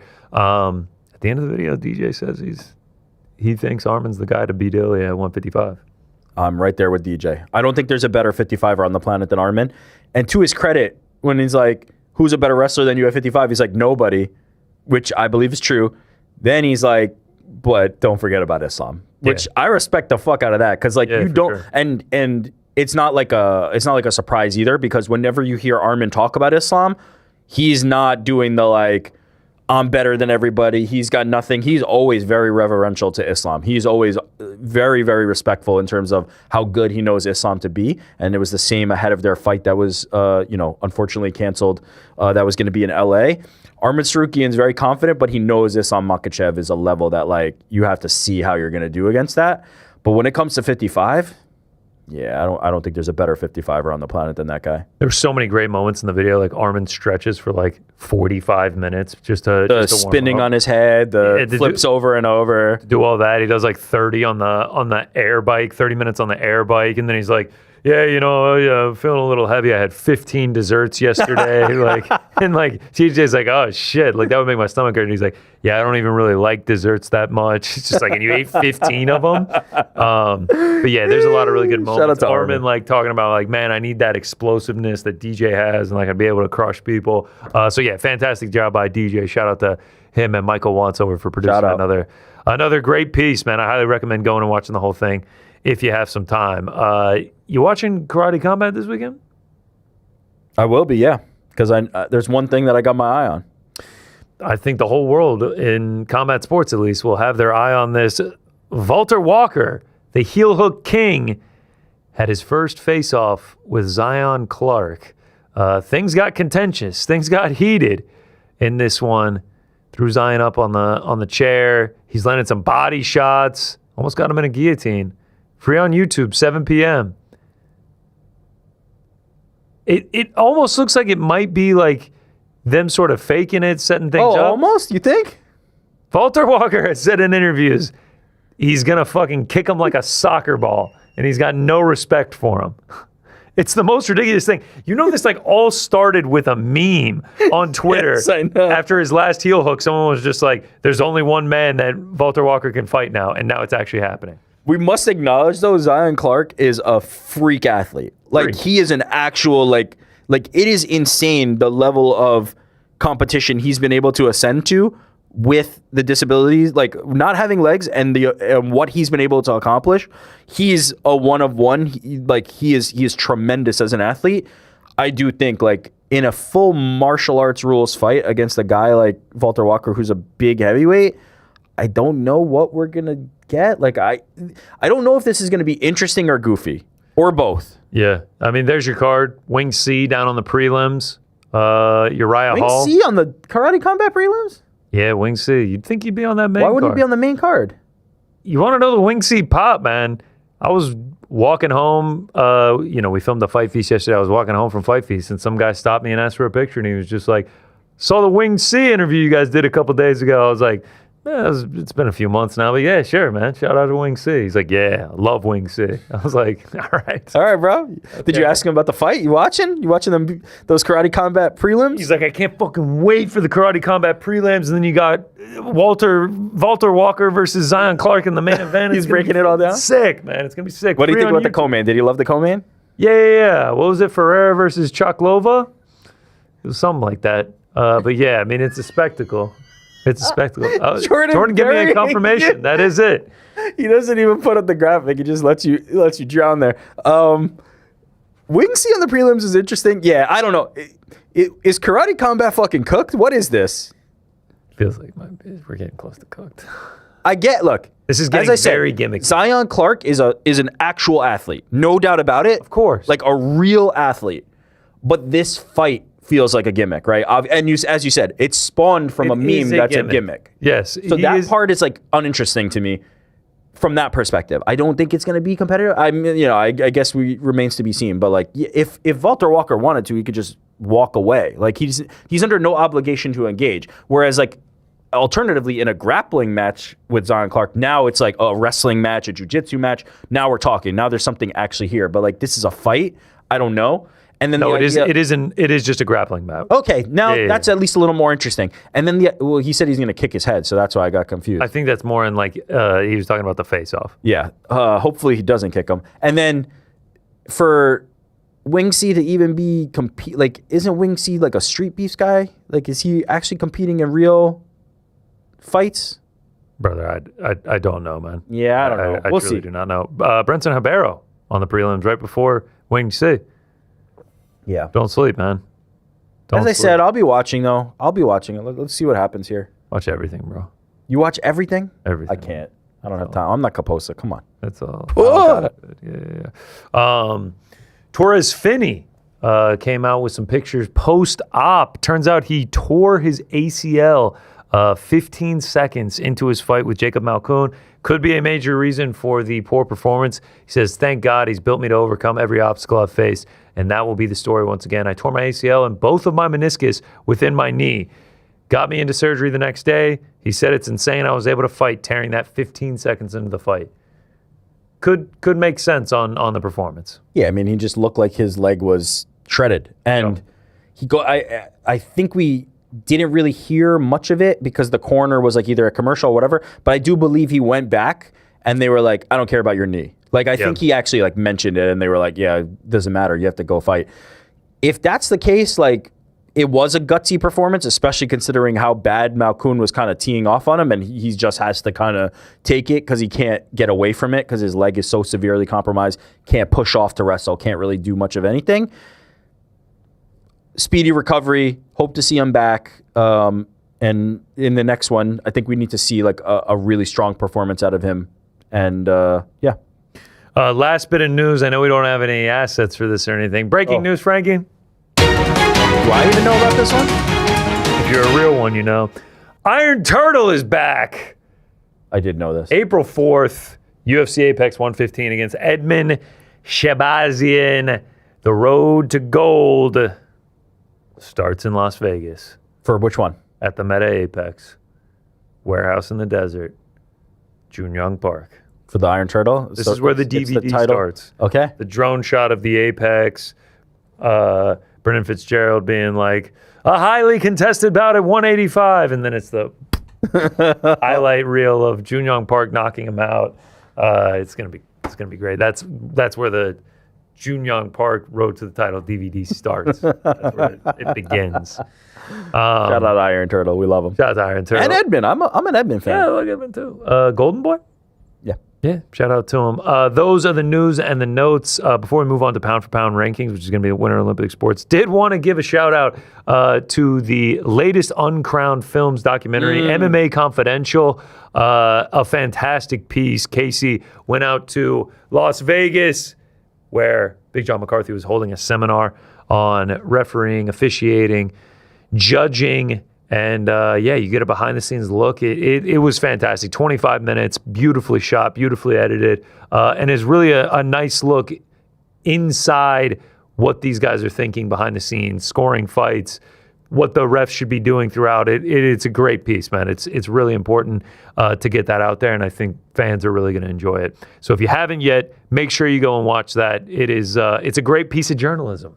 It really is. It's a great film, and Casey and Ben Folks went out there and had to condense it down, right? Because there was a day of boxing. There was a day of MMA. I believe there was either like a separate bare knuckle day or a part of another day was involved in bare knuckle as well. The officials all get together. They have these types of conversations. And you can see in the documentary, you can see in the piece that Casey edited, like kind of what those conversations are like, which I think, for me at least, it was very illuminating. It opened my eyes to the idea of like, you know, we hear about the judges and we hear about the refs, but only in the context of like, they're in the fight. Oh, they fucked up that scorecard. They fucked up that call. You don't really think about what the actual training is, what they're talking about, what the conversations are like in terms of, was this a mistake or was this not a mistake?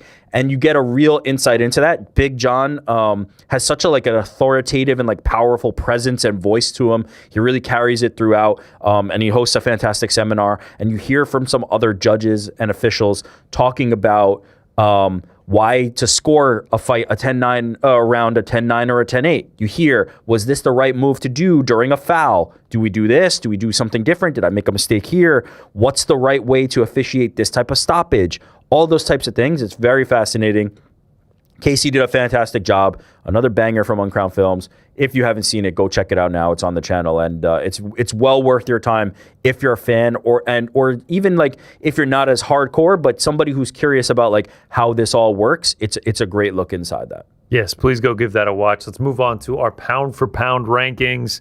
Ariel's away at the Olympics. That's why we're here. Olympics going on. We got Olympics fever here at Uncrowned HQ. So in honor of that, we will be pound for pound ranking our favorite Winter Olympic sports. We're not going to do all Olympic sports just because I would probably go 5 summer ones. So specifically Winter Olympic sports. Frankie, what's the order, brother? The order is Frank, Connor, Rick. Okay. Take it away, Frankie. All right. My number 5 is figure skating. Okay. I love to watch it. The movements, the way it's judged, the music especially. Couldn't speak any higher of figure skating. You been watching Ilia? Yep. Going to number 4, do the figure skating, but lose all the dancing and the music and just haul some ass, speed skating. Love this. I had a good friend that used to be a speed skater. Paulo Ono? That was him. Really cool, really dangerous, but fun to watch. Which leads me to number 3, conceptually just insane. It's the biathlon. Take some skis, give the guy a rifle, and let's just see what happens. First learned about this on the Sega Genesis, playing like an old Winter Olympics game. I was like, wow, this is crazy. Cross-country skiing, pull out the gun to show that you can also be a fine marksman. Sign me up. It is insane. I 100% agree with you. Maybe not the give guys some skis and a rifle and see what happens. I think there's a clear objective, but yeah, it's great nonetheless. Well, if the objective is being a badass, they're all gold medalists, in my opinion. Number 2, bobsledding. I'm not going to lie. I learned about it through Cool Runnings as a child, but still a lot of fun to watch. It's insane. I want to know where the origins came from. I should watch a documentary sometime. Like, who decided this is the game, and then how it's only gotten crazier, the engineering behind it, the speed of which these guys can actually haul ass. It's just amazing to me. But my number 1 Winter Olympic sport, it's got to be hockey. Call me typical, but it really is kind of the most competitive, the best competitive sport in my opinion. So the fact that it gets to have its time every 4 years at the Winter Olympics is just chef's kiss. I just want to confirm something. Are you saying hockey is the best competitive sport across all sports? That is my opinion. Okay. Wow. I didn't know you were that big a hockey fan, honestly. Huge. He's Such not. a huge fan. He's not. Is he or is he not? How are the Dallas Stars Fucking doing right. this year, Frankie? You know what? They're going to go to the playoffs. That's all that matters. All right. All right. So he's not Very actually big. a huge hockey fan? No, he claims to be, but he's not. He this one year when the Stars were in the playoffs, he did this. I do remember he was asking about the Stars a lot. He did this acting thing where Wait, he's like, Frank I has care been telling about me he's a Sabres fan. Oh, that's absolutely untrue. In fact, small story. The other watch party went and got some food, came back. It was ice cold outside, right? And this guy was walking in nothing but, he had pants on, obviously, but just a hoodie, like no winter coat or anything. It's a Sabres hoodie. Okay. And I was like, I had to come home and tell Mrs. Mysterious. I was like, I felt so bad for this guy because it's like so fucking cold. The only thing he has on is a hoodie, and it happens to be for like one of the worst hockey teams that you could possibly have. Just a rough night for that guy. Is she a Sabres fan? Yeah. Okay. The Sabres are doing pretty good this year. I mean, they have 4 games that they've won in a row. They have 8 games that they won in a row. Then they got to 15. The winningest, I think is what they called it, right? They should be celebrated this year, but they're also probably not going to the playoffs. I feel like he knows hockey. No. No, Let's he gatekeep all the sports. No, he actually doesn't know hockey. He doesn't. Okay. I don't know hockey, so I can't judge this. He got I don't know. really emotionally invested in the Stars one year. It was all an act, but it was. Man, I've been following the Stars since back when they were in Minnesota. So why aren't you a Wild fan? Hate the Wild. Who's next, Frank? Wait, why would you like They a were actually Minnesota the North team? Stars. What? Why would you like a Minnesota team? Because I was a big fan of Mighty Ducks, which took place in Minnesota when the North Stars were still there. I love this. Like, you guys look like you're actually like fact checking everything I'm just curious about certain things. I don't know. Wow. What's the order, Frank? Well, it was Frank, then Connor, Okay. then Rick. All right, here we go. Number 5, the men's large hill ski jump. Can't get enough of this. These guys go 0 to 60 in no time at all, and then fly over 450 feet through the air before landing. Like you get points for getting parallel with the ground.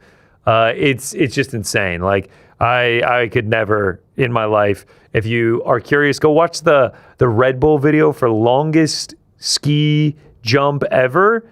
It's insane. The guy does the Olympic sport, but on like a giant hill and flies over 1,000 feet. It's insane. This danger out the ass, speed, aerodynamics. It's what the Winter Olympics all about. Number 4, curling. Absolute classic. We're talking, maybe a little cornhole, a little bocce, but you put it on ice, and they're competing for gold. It feels like a lawn game. It feels like something you should be drinking a few beers for, but you're doing it on ice and you have athletic wear on. So yeah, shout out to curling. Once you understand the rules, it's a little bit more entertaining. Like I said, my future is Great Britain men's curling to win gold plus 110. Big on that. But yeah, curling. It's a must every Winter Olympics. You got to throw it on. Everybody makes a bunch of jokes about it. It's the best, curling. Mine is, we're going back to the downhill. We're going back to ice, but we're not going with bobsled. We're actually going with the skeleton. Faced first, head down, sledding essentially. 90 miles an hour these guys reach. Face is inches from the ice. If that guy looked down, the helmet is scraping the ice. If you crash, it ain't going to be good. It's just an insane sport. I can't believe people do this. I get a little bit nervous just sledding down a nice hill. But yeah, When's the last time you went sledding? It's been years. I had a big hill in my front yard growing up. So when we would get any snow in Atlanta, I would always go sledding. You're hopping on that. People come over to do it? Oh, yeah, for sure. All the neighbor kids would come out. It was the best. Number 2, snowboard half pipe. Shout out Shaun White, Chloe Kim, American legends. I mean, these people are just shredding out there. 1440s and shit, 1080s. It's insane. Like the vertical reach these people get. Plus, they're all just like super chill and like you look super sick doing it. So yeah, shout out to snowboard half pipe. It's like skateboarding on ice. Shaun White is the snowboarding. Tony Hawk is the skateboarding. Shout out. Is that true? Is he the GOAT of it? No, I don't think so. But he does have 3 gold medals. So I don't know. I don't know about the GOAT rankings. I'm not going to lie. But he's a 3-time gold medalist in the snowboard half pipe. And then he's like a 13-time X Games gold medalist. So maybe he is. Number 1, it's a no-brainer. It's hockey. Oh. You're onto something there, Frankie. It's unbelievable. Now that they've added back in the NHL players, there's the Miracle on Ice from 1980. It's just too good with the NHL players. This is the Winter Olympics answer to the Summer Olympics basketball. USA is competitive in it. Canada is competitive in it. You get the Slovakian countries or the Scandinavian countries. I'm sorry. Sweden, Norway, Finland out there competing. So yeah, shout out to hockey. It's fantastic. Those are the rankings. Would it have been your number 1 if it was only the amateurs though? Less so. Okay. Less so. Number 1, this was pen Sharpie in hockey. Got it. All right. My list, number 5, figure skating. Just like the beauty of it. Whenever I flip it on, I'm never disappointed. I'm into the what do they call it? Couples? What do they call it when it's the 2 of them? But I enjoy it when it does cross my screen. I must admit, I'm not a huge Winter Olympics guy. Like when these are popping on, it's because I'm somewhere that's playing the Olympics, or I've just decided I'm gonna sit down and throw the Olympics on for a certain amount of time. Figure skating, always elegant, always beautiful. Number 4, speed skating. We were watching it yesterday. The speed that they can get and the athleticism required to be able to go this fast is incredible. See gold medal winner here, Jake Paul, fiance. And so like to see them go fast around the rink. Reminds me of it's like my track and field almost. Like it's like, it's the meters. I like to see this. Number 3, you had it as number 3 as well. Skeleton. Just death-defying like speed. Obviously you could go luge, you could go, legs first, but the people that decide, nah, fuck that, I want to go head first, they're nuts. And also, I just love how all the skeleton competitors have the sickest helmets. Yeah, for sure. They just decide like, oh yeah, let me get Venom on a fucking helmet. Iron Man and Venom on a helmet. You had in your version, look at this skull. You had in your version the guy who got banned because he had the fallen Ukrainians. Shout out to Skeleton. You're a nut job if you're doing this. The speed that they're going to be going head first, you're nuts. Number 2, you're also nuts if you do this one. The ski jumping. Dude. Fucking hell. Insane. It's crazy. Some of these photos, when you look at some of these photos, you're like, how is this allowed? How are we allowing people to launch at this speed and these heights? I also there is something also like beautiful about the aerodynamic aspect of it, the way they have their skis positioned so perfectly when they're launching, and they have the exact same kind of like upright posture with the skis almost parallel with their body. It's incredible. Shout out to anybody who does this. I mean, look at this scene, like just launching off mountains and you've got like cities in the background. Bro, and the Olympians at that level, the way they land, it's so smooth. Yeah. Like they bring their legs back out at just like the perfect time and just like shoom. Just I like think perfectly land. All of these, they make it look not scary when all of these are absolutely fucking terrifying. Winter Olympics is 10x scarier than Summer Olympics because it's everything the Summer Olympics do, but they're just like, let's throw it on ice. Faster. Yep. Ice, more height. Yes. Crazy. It's insane. And I think this is one of the scary ones, but also the one that reminds me or harkens back to something that I said. You said skateboarding. This is like I'm playing SSX tricky, and I want to see people do snowboarding. Still have that on GameCube. Oh, great pick. Synchronized snowboarding? Yeah. Look at crazy. this. Or that might be time lapse. It's a time lapse of Chloe Kim. Shout out, legend. But shout out to this. I mean, shredding on the half pipe and getting this type of air. I mean, look at this photo with the Olympic rings in the foreground. Incredible shit. Snowboarding's cool. I shouldn't say I don't enjoy the Winter Olympics, but it's not appointment for me though, in the way that some of the summer ones, like, I want to see X number of meters. I want to see the men's basketball. For winter, I'll just throw on whatever's on and I'll kind of like tune in.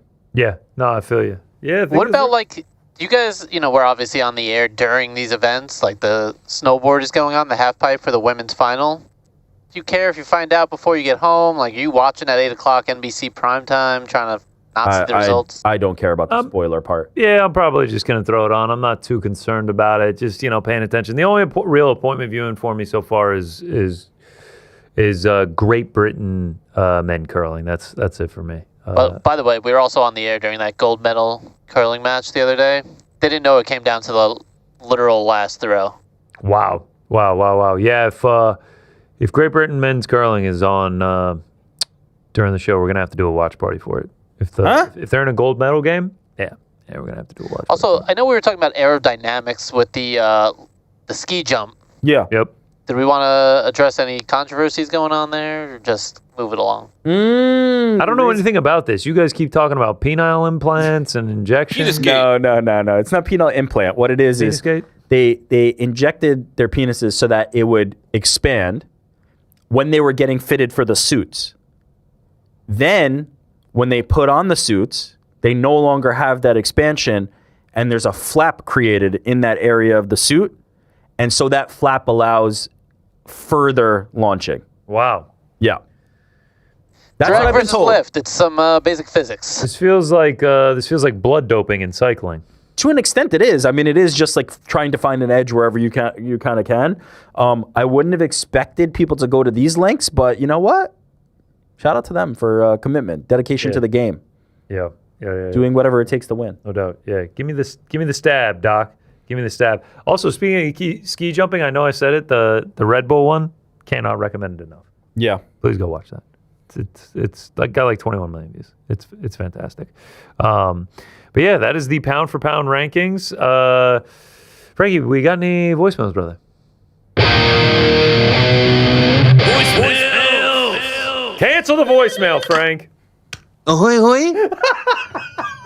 I just checked the rundown. I forgot the most important part of the pound for pound ranking. Who's to check? And us talking about all this damn skiing. Did y'all not see the video of the dude skiing on the half pipe with all this talk about half pipes? Absolutely shredding, tearing it up. Take a look at this guy. He's a madman. Yeah, oh, there he goes. That looks good.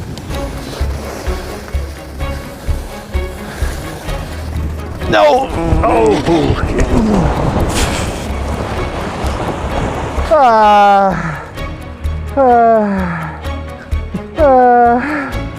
I'm alive. I tried it. I did it. Oh, I'm alive, Big Helwani on the slopes.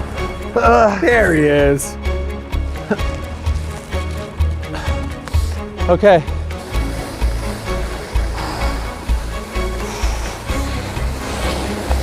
Oh, he's killing pizza. Yeah. French fries. I'm seeing a lot more pizza than French Yeah. They said it couldn't be done. But I'm doing it. Holy bird wings.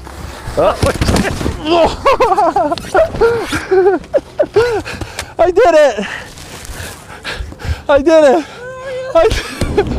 I did it. There he is. And he made it to the end. I think he was actually like in fear for his life during that. I'll be honest. I went snowboarding once, and the idea of having my feet locked in again terrifies me, and I will never go again. Wow, you hated it. I didn't hate it. It was fine. Like, I was able to like stay up and like go down like the what is it, the bunny, whatever the shortest, like easiest slopes are. but I didn't have good enough like turning and braking control that I was just like, man, it feels really dangerous to have your legs locked into position like this in a way that you're kind of just like at the whim of everybody. Like if somebody crashes into you, you're kind of screwed. And I just got terrified of it. So credit to Helwani for even stepping out there. If I ever go, I'm blowing out my knee for sure.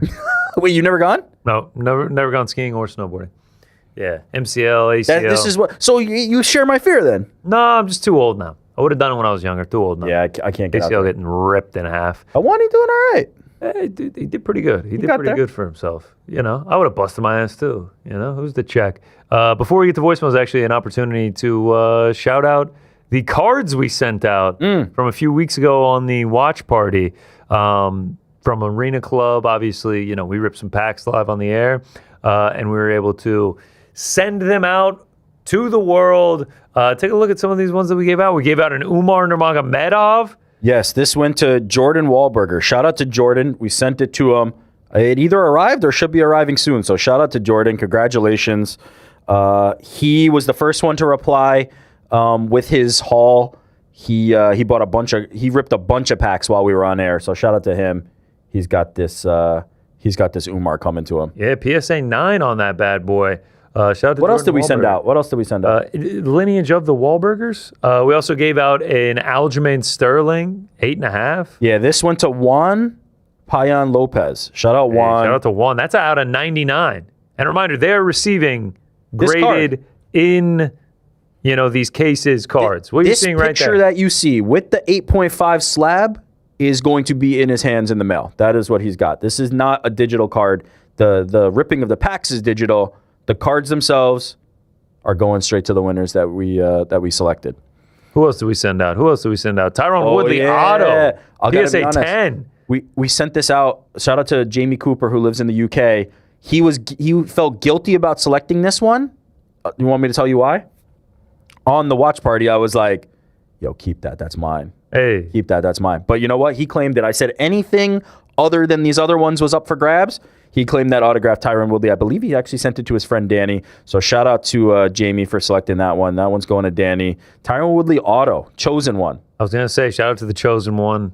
That's a PSA 10 too. That ain't PSA bad. 10. Sit on that bad boy, former champ. He's got it coming. We give out any more? We got one more, I think. Ooh, the Peyton Talbot like negative refractor PSA 10. That could be worth something someday. Who's getting that one? That's going to our boy Thomas Gallegos. Shout out. He got this one.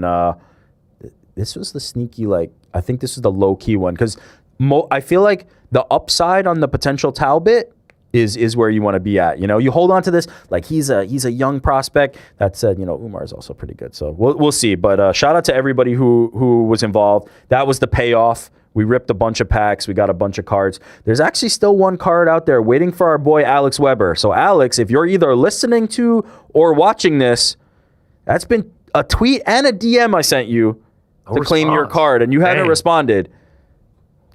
Who knows what I'm going to do with this card now? I don't even know. But Who's to check? Alex Weber.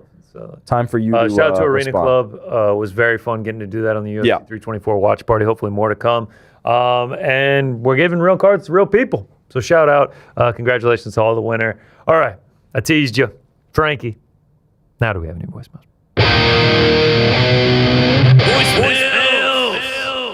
We do. Ahoy, hoy. What's up, boys in the back? It's Noah the Boa. There the he is. guy that made the Jon Jones video.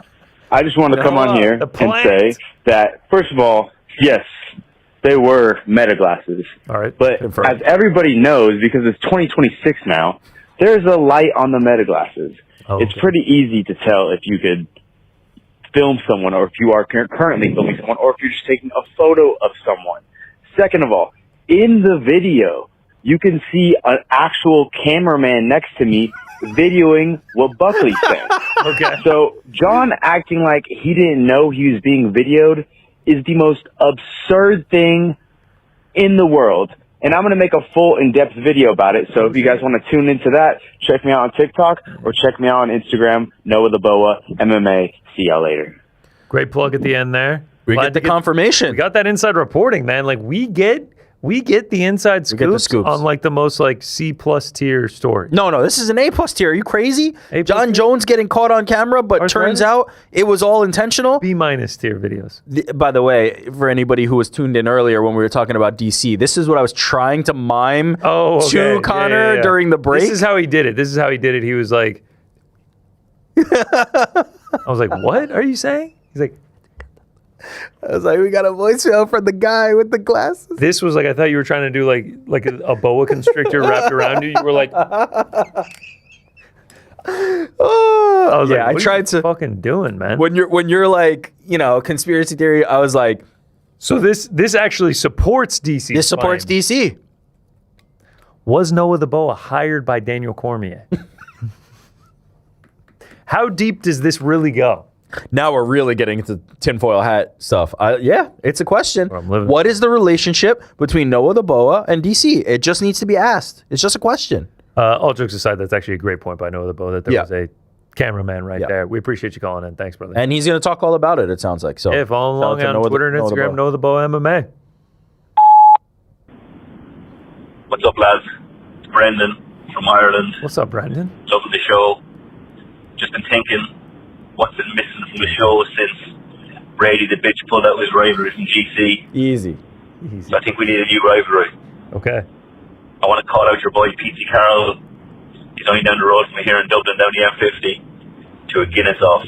A Guinness Happy to go to Blanche, challenge him, pint to pint, man to man, and see who is the greatest of all time.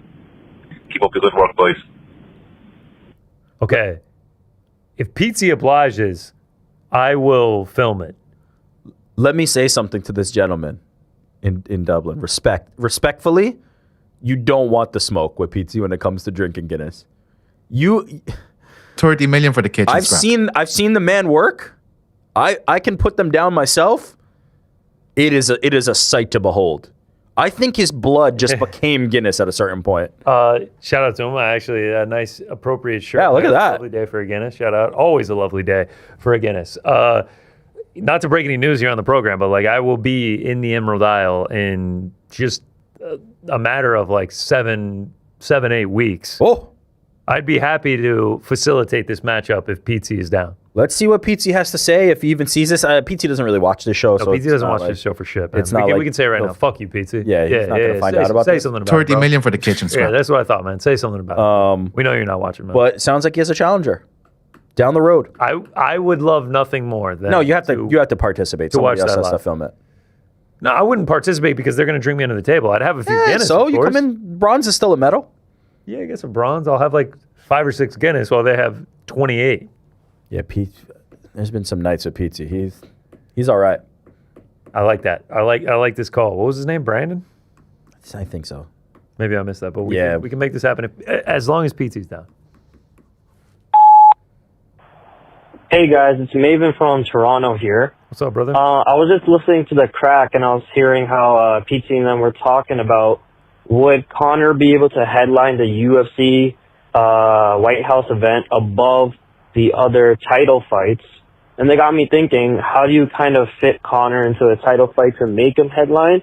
And is it so crazy of a thought that they might give Conor the winner of the BMF title to potentially headline the White House fight? I know it would be like a mockery to have the BMF above other title fights, but I mean, if Max wins, you already have that history there, and you can have a crazy BMF title fight. And if Charles wins, Charles has already called out Conor previously, and you also have one of your biggest stars going up against the biggest star ever for the main event. I know it's kind of crazy and stupid, but is it a possibility?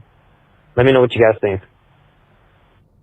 Yeah, it doesn't matter if there's a title on the line or anything. If Conor McGregor is fighting, he will be headlining the White House. I guarantee it. It does not matter who he's fighting either.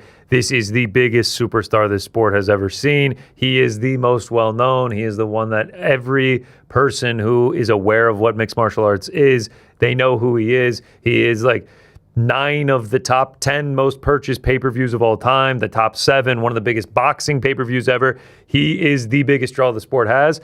People don't care about the title being on, don't care about BMF, don't care about who the opponent is. If Conor McGregor is fighting on the White House card, he will be headlining. Yeah, he'll headline any card he's on. I don't mind a Max versus Conor fight, though. Yeah. I ain't mad at that. If that's rematch? If that's what Max's prize is, if he can beat Charles Oliveira, because it seems like, Ilia and Justin probably is what's going to happen, I don't think that's a bad option for Max Holloway and Conor McGregor to get down. I'm down for it. Now, do you think he goes up to 170? Max? Yeah. If it's against Conor? Yeah. Yeah, I mean, that would be great. To me, that just feels like Max doesn't have to cut weight. That just feels like Max getting an easier weight cut, and he can just fight Conor at 70. For sure. I don't mind it. Charles versus Conor, I think, would be an absolute banger. Yeah. There was a time back in the day that when Charles was the champ, he kept talking about how he wants Conor. So I don't mind either of those options. But there's really no bad options for Conor. He's not fought any of these guys. There's lots of fresh matchups and things. Like, I'm down. Or Max he fought, but it's a lifetime ago. Yeah. Hey, what's up, boys?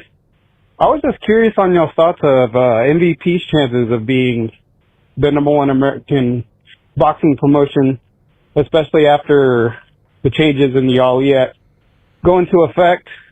I mean, I think they have like a more sexier, deal with Netflix, with DAZN, and then now with Sky. I think it looks better to most boxers, in my opinion, So, I don't know. I just wanted to hear y'all's thoughts, and have a good one.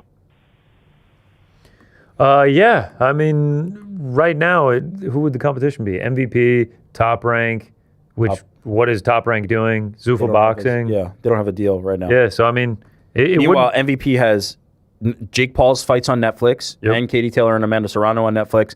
They just signed the deal with Sky. They've got DAZN. Like, MVP's in great position. I imagine with Jake Paul likely stepping away from boxing, at least for a little bit of time, recovering from the injuries sustained in the Anthony Joshua fight, I would imagine they're just going to get bigger, and he's just going to put all of his eggs in the promoting basket. Well, there's that, but to me, the competition is Zuffa. That's the biggest competition to me.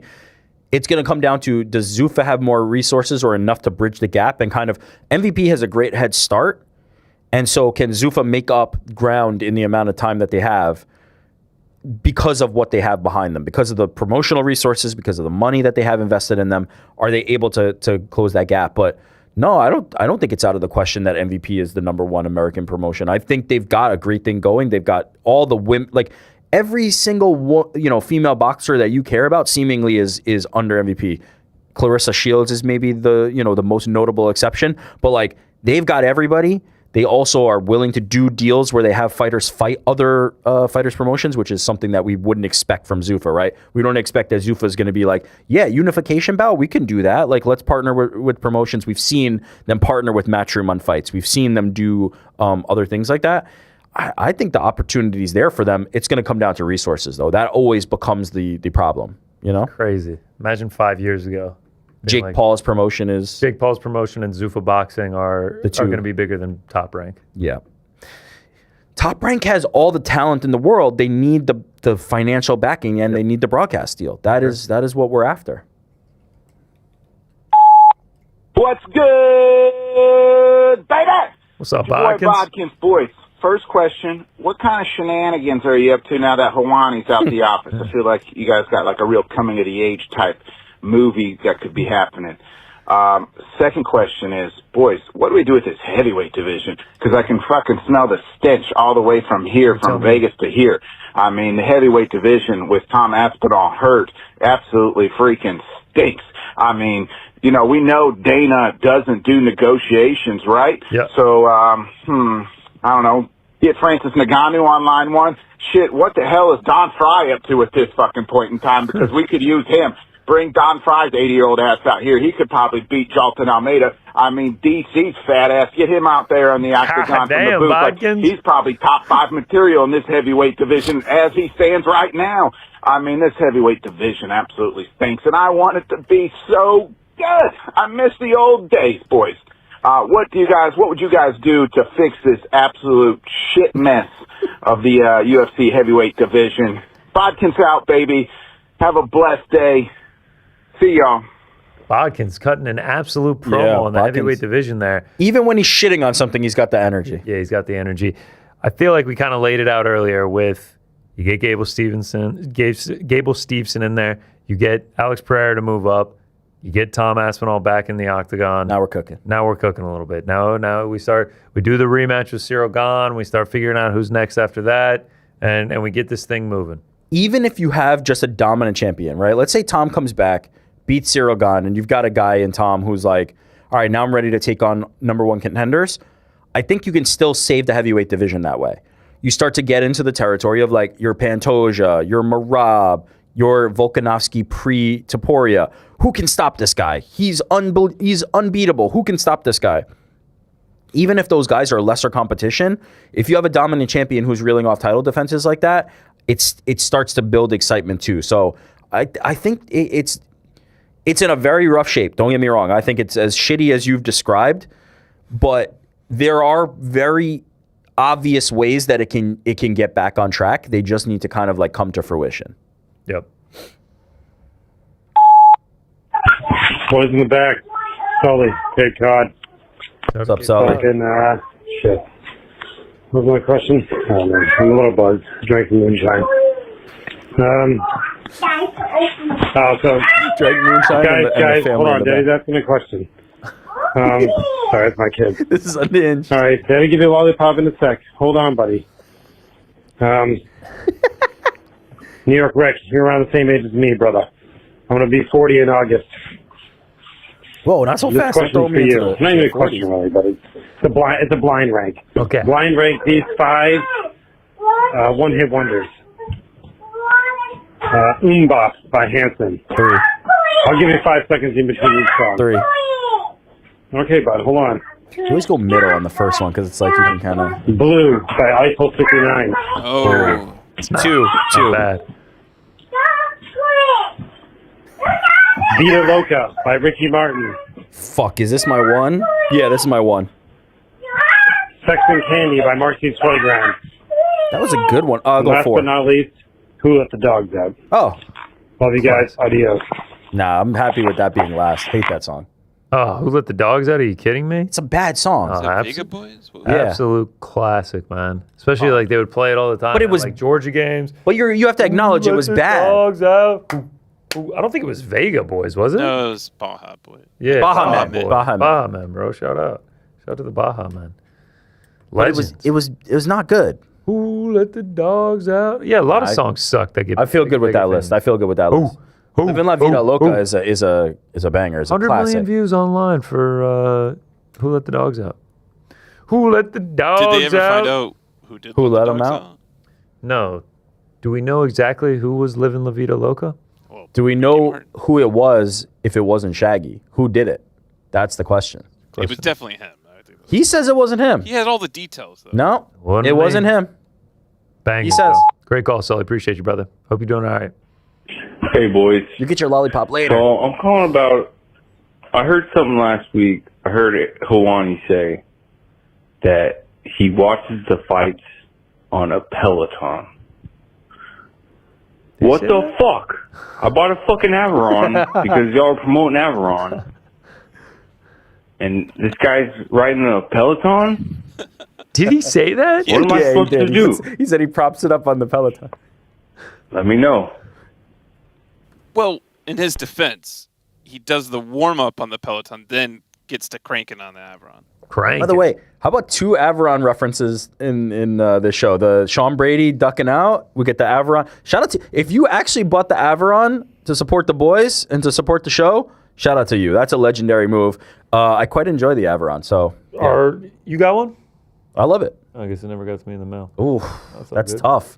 It's all good. Maybe they thought you had the one here. You just no pop worries, on. Man. Oh I guess shit! I just never got it. Whoops. Shout out to the Averon though. It's tremendous. It's far superior to the Peloton. Yeah, I mean the work we did for them will last generations. That's all I can say. Not Sean Brady though. He ducked out. Brady. Not Sean Brady. I mean, people are still talking about that rivalry. Sponsorship's been dead for like a year now. People are still talking about that. What could have been. The biggest duck in all of cycling. Stationary cycling. Frank was slowing the trigger there, just really waiting for hanging it you to out to finish. dry. Aloha, boys and Andy. This is Kenny, originally from Hawaii, currently living in Scotland. Let's go. You guys are doing a great job of holding down the fort while Ariel's on holiday. And a quick question for Rick. Yes. Rick, if you could speak to the challenge producers and recommend any new ideas or changes for future seasons, what would they be? Appreciate all the great content, you guys, and all the work you put into it. Mahalo. Mahalo, brother. Appreciate the call. What a change of pace, Hawaii to Scotland. Yeah. Shout out to him. Can't wait. Going to Hawaii. Can't wait for it. Recommendation for the challenge producers. Keep the new blood. The new blood last season was really good. Get away from the like spy theme. TJ's like a secret agent delivering messages bullshit. Go back to the old days. Bring back the goofy ass games. Bring back the real danger. Make it feel old school. Honestly, just copy what All Stars is doing, but have the newer cast. I really like what they do on All Stars. Shout out to the challenge. I mean, they might be in trouble though. I feel like Paramount's making some decisions, some cuts, and some moves right now on the television side, and like I'm not feeling super stoked about the future of the challenge right now. We need a lifeline. If We need a anyone lifeline. could rise up against the challenge, it's the challenge. I gave up on the challenge. Let's bend the If bang. anyone can rise up against the challenge, it's the challenge. The fuck are The you talking name about? is the challenge, and you're like, oh, they're gonna have a hurdle they gotta get. Just call it. Hey, 24-inch Dubs still here. going? I got to give a shout out to What? Ariel The and Ben Davis season? No, it's over. Okay, all right. Who won? Who won? The best team came in second. Who did win? Not Ben. No, definitely not Ben, unfortunately. He got dominated in a hall brawl. Shout out to our boy. Sydney and Turbo came in second. Who the fuck won the challenge? Oh, Jeremy. to check? Jeremy and Olivia, obviously. and Olivia. Yeah, of course it was Jeremy. Yeah, fuck that. Olivia was pregnant and won the challenge. Insane. Yeah. Yeah, shout out to the challenge. For Shout out to Jeremy. I don't know. I'll never watch another episode again. No, it's fucking great. You loved it. Canada for giving us. Let me start that one over. Hey, it's 24-inch Dubs here. I got What's to give up, a shout out to Ariel and CBC Canada Shout out for to giving us better coverage than what NBC is giving us in the States. I love the Air Canada tonight. Aerial cross-country skiing and cooking, top tier. Cross-country skiing is the worst. Hate it. Absolutely hate it. So that was good to see Ariel wasn't too thrilled with it either. Shared hatred. Yes, just call it D1 glazing. I know. Anyways, that's all. I'm out. All right, shout out to you, 24-inch Dubs. It's not often. Ariel and 24-inch Dubs are often at each other's throats. 24-inch Dubs is one of our biggest supporters, and every time Ariel sees him, is just like, oh, now fuck this guy. Well, he's always very anti-Bills. He's pro-Patriots. By the way, biggest Patriots fan. We're not hearing about. Didn't mention anything. The Super Bowl. He ain't going back anytime soon. Fluke-ass season. Drake May, they're calling him. What's the nickname that they've given him? There's a really good one. Drake the Schedule May. Yeah, man. Oof. Oof. That's a pretty bad nickname, just in What? general. That's fucking great. The schedule? The Schedule? More like fake May. Fake May's good. Sal from the Simmons pod, cousin Sal calls him Drake Maybe because he's not quite there. He's not sure. I like the Schedule. The fact that his nickname is that he's only the Schedule is incredible. Yeah, Patriots suck. God, they got fucking whooped, didn't they? Great. It was great to watch. Great to watch. It was great to watch. Shout out 24-inch Dubs. What's up, boys? This is Jake from Pensacola. What's up, Jake? Got a short story for you that kind of leads into an awkward situation. Love it. I've been seeing this person recently, and she actually watched UFC 324 and 325 with myself and my friends. Okay. And told me she actually enjoyed it quite a bit. Wow, bringing her into the pretty circle. stoked to I hear. was going to say the Friends is... This past weekend, her and I were hanging out at my place, and at this point, we're having dinner, and I actually have BKFC on the TV as kind of like a background thing, you're tune every bringing once her in a in, while, kind of vibe. So we're eating and having a conversation, and the conversation takes a more kind of serious tone, like sharing about personal experiences, opening up about like our lives, ourselves, that type of thing. BKFC on in the background. And as she begins on a more serious talking point, I, out of the corner of my eye, see Ben Rothwell and Andrei Arlovsky making their way to the ring. And as she gets deeper into what she's talking about, it's also getting closer and closer to the start of the fight. Yep. And I have like a passing interest in BKFC. You know, like I've tuned in a few times before. I think it's a super fun sport, but for some reason with this specific main event, I was feeling the hype and starting to subconsciously enter like fight watching mode. Yep. But at the same time, you know, I'm worried about not being engaged in the conversation I'm having with this person. So I'm basically listening and responding while every now and then trying to steal a glance at the screen, but trying not to look for too long because I obviously want to keep being engaged with the conversation.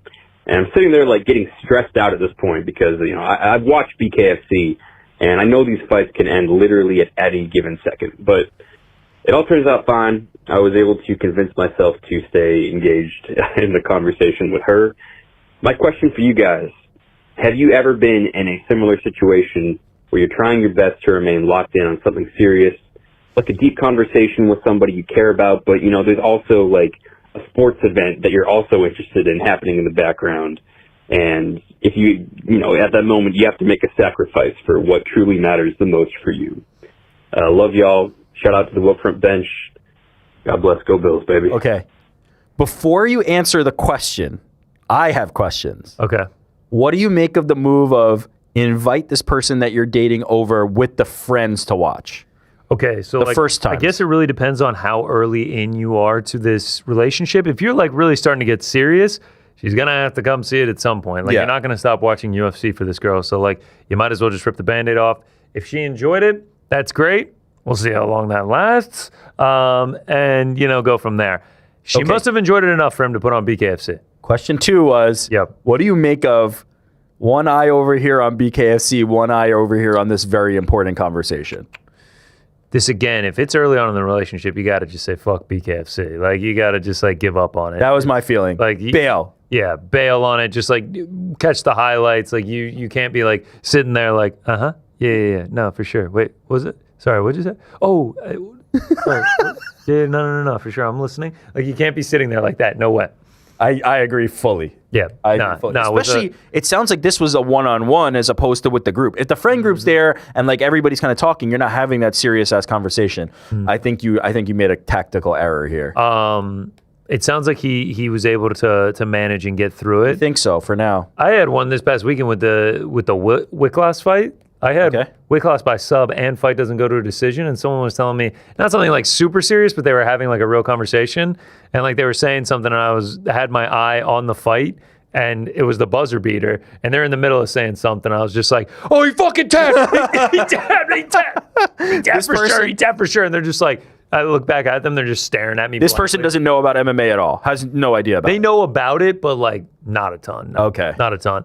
And like I had it on my side TV muted, so they were like, what the fuck? And then like I immediately grabbed the remote, hear what commentary says. I was like, you got to review that shit. And like they're just like, okay. Yeah. I hope she stays into it. I want to know what happens next because I am fearful that he thought the BKFC experiment went well, but I wonder if she was like, she's with her friend group later and she's just like, yeah, I was talking to him and he kept looking over at this fucking these two old guys fighting. Yeah. The introduction to combat sports to women is an interesting game for sure. Because what? My experience is either A, they do not give a fuck at all. They're just like, nice. Yeah, or cool hobby, bro. They're super into it at first. They're like, this is actually so cool. And then like it takes like 3 or 4 months. You're like, oh, this is every weekend though. I was going to say, it takes 3 or 4 months and then they're just like, there's more fights this fucking weekend? Are you serious? Wait, what's BKFC? There's more fights? And then BKFC is like the next step down into the rung of just like debauchery. It's just like, oh wait, they don't have gloves on now? She's like, I've been seeing these highlights for this thing called Power Slap. You don't watch that too, right? Do you? You're like, oh, I got bad news. Listen here, sweetheart. You pull out the Power Slap cup, the Dana White Power Slap cup. We're watching Power Slap this weekend. As far as the issues for me, like as anybody in the back or anybody here can tell you, like when you're talking to me, you have my full attention. So it's never been a situation where I've not been like locked in on exactly what somebody's saying. So I can't identify with this scenario, but you know, good luck to you. Like try to give people more of your time. When somebody's talking to you, you lock in and you think of nothing else. That's my that's Rick for sure. Yeah, Rick and Ariel stick to that T. You know you got it on them. Someone says, "I'll never interrupt the fight for a combo." They better not either. Oh no. GC, the kind of guy that sleeps with one eye open to make sure nobody steals one of his 1,000 T-shirts. Yeah, the merch thing is kind of worn off now. I only get it when I like really love a fighter because I just have so many ones that I'm like, why the fuck do I have this T-shirt for? Like, why do I have a Loopy Godinez T-shirt at this point? Like, Because it's sick. Why do I have a Jailton Almeida T-shirt? What do I do with that shit now? That's a free agent T-shirt right there, up for grabs. Shout out. Hey, boys in the bag, it's Jacob from Texas. What's up, Jacob? I'm currently sick. So it's been a pretty miserable week. Hate being sick. But I have a story time for you guys. Okay, more stories. Love recently, I've been seeing this girl, right? And early things are dating going stories. good, and I got comfortable enough to the point where I started using drops in our everyday conversation. Had sent me an Instagram post about wanting to go to the movies, and had said we should go. So Oh no. I sent her a message going, "Who the fuck is we?" No. Oh, you idiot! It didn't go over well, and I explained the drop. No shit. And she thought it was not funny. Very odd and niche, and I was like, "Oh, okay." Yeah. Then we were in public at the movies. I had told her that I had hung out with a lady friend, and I said, "Oh yeah, we had a lot of fun. We were messing around." Who's the check's coming? At my house, and I said, "Without the sex." Ah, bro. Horrible idea. Horrible. She hasn't texted me back in 3 days, so. She hasn't texted back in 3 days? Fuck. Cheers. Yo. Yeah, bro. Jacob. No fucking shit. Oh, man. Oh, so his like, dedication to the game, though, I have insane. to bow. I have to respect it. Who the fuck is we? When she's trying to make How do you plans. explain that? Yeah, so like there's this MMA show I watch online, and it's a journalist and this bald dude and this guy named New York Rick, and there was this one fighter. He was getting mad about this other fighter. He called him Muscle Milk Mike, and the journalist guy asked him a question, and he responded, "Who the fuck is we?" Man, it's tough. It's tough. It's tough. To answer your fuck up with drops, we answer with another one. It's tough, man. It's tough. You gotta work them in a natural way, but don't work them in at all. Like I would never be on a date and work in a drop. You'd think it though. Sometimes, something you might will think happen, and you'll be like, you got to get deep into the relationship. They got to know the interworkings of the show before you do any of that. Yeah, I agree. Can't do the drop. You can't use a "who the fuck is we" on a girl you've just started seeing, bro. That's insane. Good luck out there. It's a great point. To everybody who's on the dating market, good luck out there. It's a great point. Who's the check? What's up, boys in the back? It's Heido Martinez from the Bronx, New York. Shout out. Shout out to GC for going to Matacon in the Heights, which is one of my favorite restaurants in the city. Oh, fucking love it. Getting verified right now. I want to give a special shout out to my girlfriend, whose birthday is this Saturday, which also happens to be Valentine's Day. So happy birthday, Carol. I love you. Happy birthday, Carol. So quick question in honor of Brad Arnold, who unfortunately passed away this past weekend from 3 Doors Down, the lead singer. What are some of your favorite early 2000s songs or bands from that era that I grew up in as well? Appreciate all you guys do. Thank you for everything. You guys. Rest in peace. Yeah. Favorite bands like Smash Mouth. Really? Loved Smash Mouth. Are you kidding me? All Star, Walking on the Sun. But weren't they kind of like a joke? Like, didn't people not respect? Nah, man, we all love Smash Mouth. Okay, I didn't know that. Yeah, I thought it was love more a of lot a early gimmick. 2000s. I actually have a 3 Doors Down story. if I may share. Please do. It's a bit of a ridiculous one here, and you're just gonna have to follow along because eventually Three Doors Down does come into this. Story time. Let's go. Was out in college. There was a shuttle from downtown Athens that would take me back to my apartment complex because Athens is kind of spread out. Shout out to Athens Ridge, real ones know.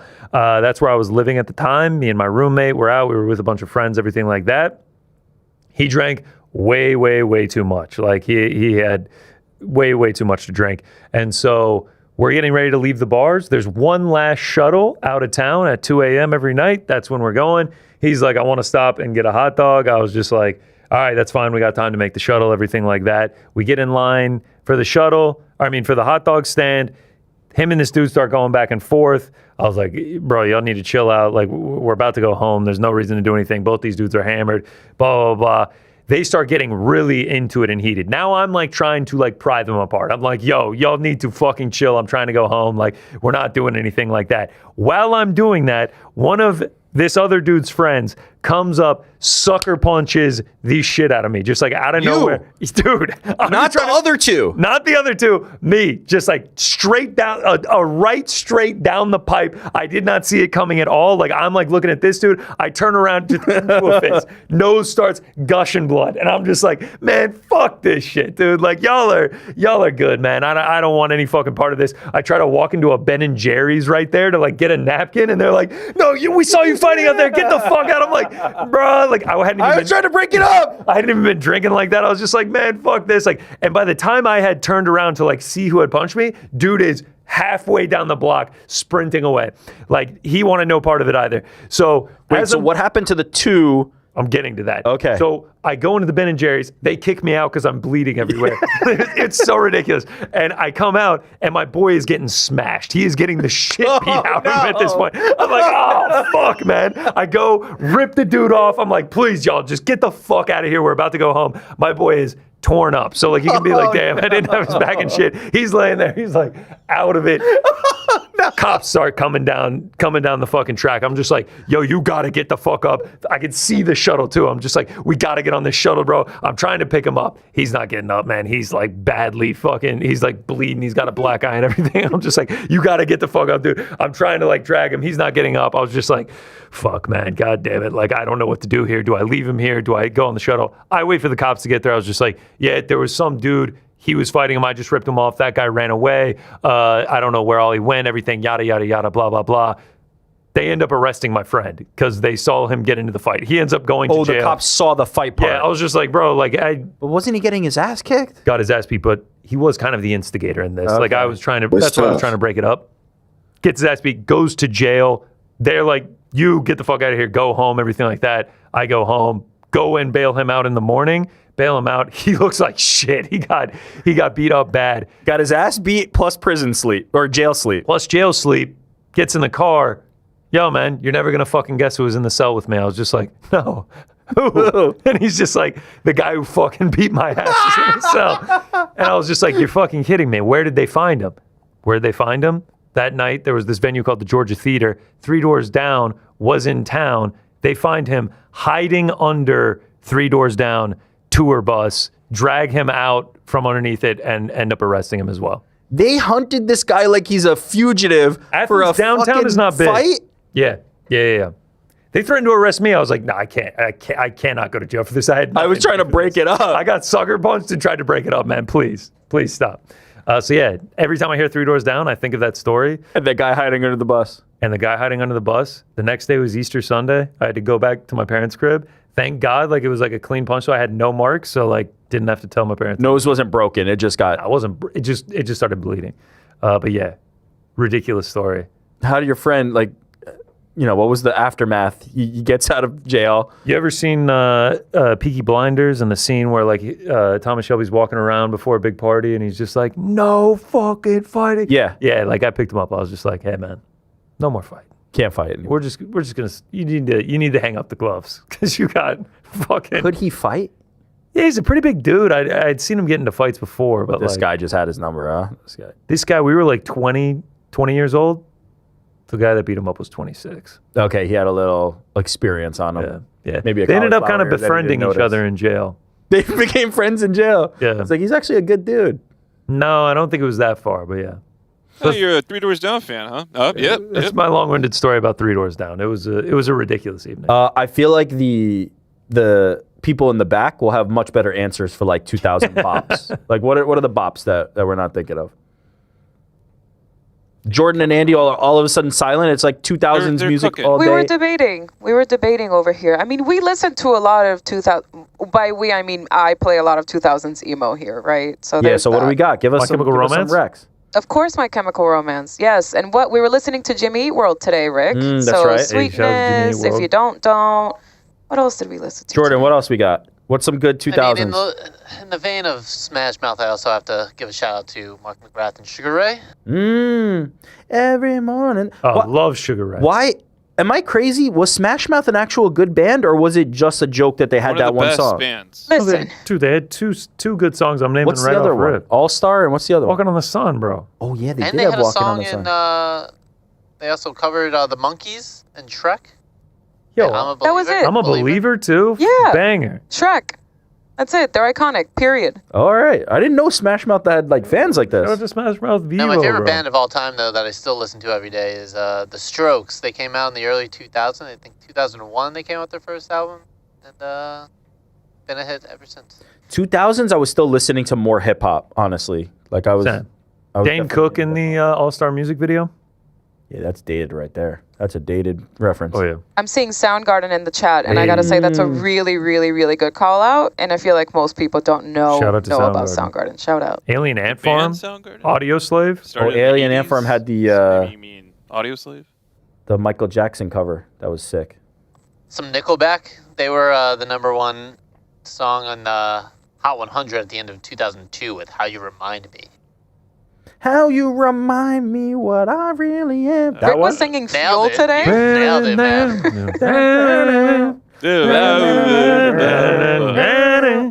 We don't know any of the words. We just know the thing. Chumbawamba. Oh, Yeah. Tub Thumping. I get knocked down. Was that in the Okay, 2000s? that was a one-hit wonder. A lot of people That are was not a saying one-hit y'all are. wonder. It was a one-hit wonder in the wasn't? States, but they're actually like a radical punk band, and they did that One hit wonder. song. Thank you, Frank. You know what, Jordan? New Kids on the Suck it. Block. Oh, New Kids on the Block had a bunch of hits. Well, Chinese those are food two makes different me bands. sick. Those are two different groups. Abercrombie, Block Party. Boys in the Summer. Yeah, yes. In the summer. Vanessa Carlton. oh. Wow. What is it? 1,000 One miles? Direction. What's the one? If I 1,000 miles, could yeah. walk 1,000 miles, Dun, dun, you would see my man smiling. Creed? The The white chick scene that's like become the cultural reference point. Yeah. Yellow all Card, right. shout out. I feel like we've covered 2000s music Yeah, appropriately. Jesus, that was way too long of an answer to that call. Honestly, Lady Gaga. Don't forget Was about she a Sheryl 2000s Crow. artist? Show Crow. Celine Fame Dion. came out in like 2007. I think we're talking like more close to late 90s, early 2000s. Kelly Korn? Clarkson. Korn. Slipknot. Oh, Korn. Freak on a Leash. What was the band they partnered? Oh, Linkin Park. Korn and Linkin Park did a collaboration, right? Shout out. TRL. It's a System of a TRL Down. band. Linkin Park and Jay-Z did Linkin a Park and really dope Jay-Z. collab. Yeah, yeah. Chop Suey. Chop Suey. Shout out. Wake up. Shake up. Just like that. That's exactly what they say. You got it. All right. Moving on. That was all the voicemails. Oh, perfect. And the Fame came out in 2008, which was Yeah, that's Dude, too fuck late. the That's Fame, too man. late. Super Chats. I don't know who the Fame is. The Fame was Lady Gaga's Trying to first push us out of here, bro. solo album. We got any Yeah, super what are you chats, Frankie? Thanks to everyone that called in. We really appreciate it. Thank you. We do. We have super chats. 24-inch dubs. Double luge looks wild. Insert Paula clip here. Yeah, no, I understand what he's saying. The double They're on luge top of looks each other. looks wild without the sex. Yeah, Without the sex. Yeah, they're in like really like just skin tight stuff, and they're just sitting on top of each other. Yeah, it's crazy shit. Sammy says Jai Apataya is the beast, but can he focus on both Zuffa and the other belts at the same time? I don't know. If I would Zuffa's assume gonna let him. not. That's what we're going to find out, but I would assume not. Yeah. I don't know if Zuffa's going to let him. That was actually the last super chat. We appreciate that. Masters of the Universe in the chat asks if BITB any chance of a pound for pound John Candy movies at some point. Probably not, but I do like John Candy. How could we get? Let's try to. You know, like the Wikipedia game that person found. How do we get to John Candy? It's Halloween. Everyone's getting candy. John Candy. Okay, that's not bad. That feels too obvious. Sugar. Sean O'Malley to Candy to John Candy. That's better. I watched Cool Runnings and Blades of Glory in an attempt to, get hyped up for the Winter Olympics. Cool Runnings. People are going to be pissed at this because everyone's going to be like, legendary flick. That's what I said as I started it. It's just okay. First time you've seen it? No. I grew up watching. So the nostalgia didn't carry. It didn't carry. It didn't carry. That's unfortunate. Also, you look up the actual real story and they embellish a lot. Yeah, but I mean, you have to. Got to make a movie. It's pretty good. It's okay. People speak about it like, legendary. Compare it to Smash The vibes. Yeah, but you have to admit, the vibes are what the vibes are high, Yeah. It's a vibes movie. Yeah. It's not a great piece of art. It's vibes. No, it's very Disney 90s too, as well. Speaking of Disney 90s, I've been racking my brain all show. We were talking about hockey. Frank was talking about his allegiances. He said, I asked him, I was like, why would you root for a Minnesota team? He goes, because the Mighty Ducks, they played in Minnesota. But why wouldn't you then be a fan of the Mighty Ducks? This is the part that's confounding me. They didn't exist when the movie came out. They started in Anaheim a couple of After? years later. Yeah. Oh, wow. They created the team. Not to mention the North Stars are in Mighty Ducks. That's the whole point. They come and they see the Little League team and they're like, hey, one day you could be like us. And then they... Yeah, shout out to the greatest American hockey player of all time, Mike Madonna. Then they got moved to Dallas, which was great to have because I used to have to watch minor league. And were you in Dallas when they moved? Yes. I mean, that's fucking fortuitous for you. The team you like already comes to town. Yeah, but then I moved to Houston where all we would do is exhibition games in the offseason. Well, who's the greatest hockey player ever, Jordan? Sergei Fedorov. American. Who is it? Mike Madonna. I feel like I know that name. Yeah, I mean, he's the greatest. He is actually the greatest? He's up there. I don't know if he's actually the greatest, but he has the most points of all time, I believe, or goals. For an American player. Shout out. I don't even know if I could name 5 John Candy movies. Home Alone? Home Alone, Planes, Trains, and Automobiles. He's not really... She's essentially the same character in both of those. He's not prominently featured in Home Alone, though. I feel like that's not really a John Candy movie. Speak for yourself. Yeah, I watch it as a John Candy movie. Yeah. How? Who? Everybody else is supporting cast. No, he's the guy that gets the mom home. Yeah, I know. Without him, but that's a very minor storyline. Uncle Buck? Yeah. Cool Runnings? John Hughes. Nah, John Candy's the man. Cool Runnings is 7 on IMDb. I feel like that's solid. Okay, but you made it sound like it's like a 3. No, not a 3 out of 10. You're like, it's... There's 10. There's 10 things to rank here. Interstellar is a fucking Cold Stone 10.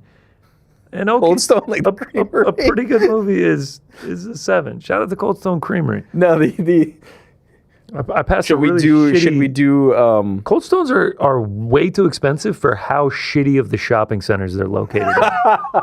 I've been to a couple Cold Stones recently, and it's always that's a great point. Yeah, it's always just shitty shopping centers, and then you go in and they're like, yeah, it'll be $22 for a pint. You think we have time for Arrival's better than Interstellar or no? All right. Arrival's pretty good. We make I like time Arrival. for that. I like Arrival is better than For those tuning in, we are about to debate Interstellar versus Arrival. There's no debate. No, Arrival's there's a huge better. debate. There's Arrival's a huge debate. The acting is better. Spaceballs, John Candy? The oh, yes, he's the dog character, like the Chewbacca stand-in. Got the JFK. Spaceballs is fucking great, man. Spaceballs is great. Yeah. They don't do parodies like that anymore, although they are bringing back Scary Movie. Yeah, I'm looking forward to that. Looking forward to that. All right, that's going to do it. Parody. Anything else, Frank? Come on, man. Anything else? Get it all out. Yeah, Frank wants to share that Tyson Fury is going to be fighting at Tottenham Hotspur Stadium, April 11th. Oh, there's the official announcement versus Makhmudov. Yeah. Thank you, Frank, for sharing. Yeah. Can't wait. April 11th. Frank says thank you. April 11th. That's Why gonna be a are great you one. like the Frank mouthpiece now? He told me to say some bad words to my boss, and I will not do it. You will tell him to shut the fuck up, or I will. That's going to do it. 3 shows in the book this week, baby. First time ever for the boys in the back. Crack tomorrow. Exciting stuff going on the crack. Can't say much. Exciting stuff going on the crack. Make sure to watch it. And then Boys in the Crack back on Monday. Hopefully, I hope the ban is released. Go watch The Uncrowned. I'll decide. MMA Confidential referee doc. No fighting this weekend. We'll see ya.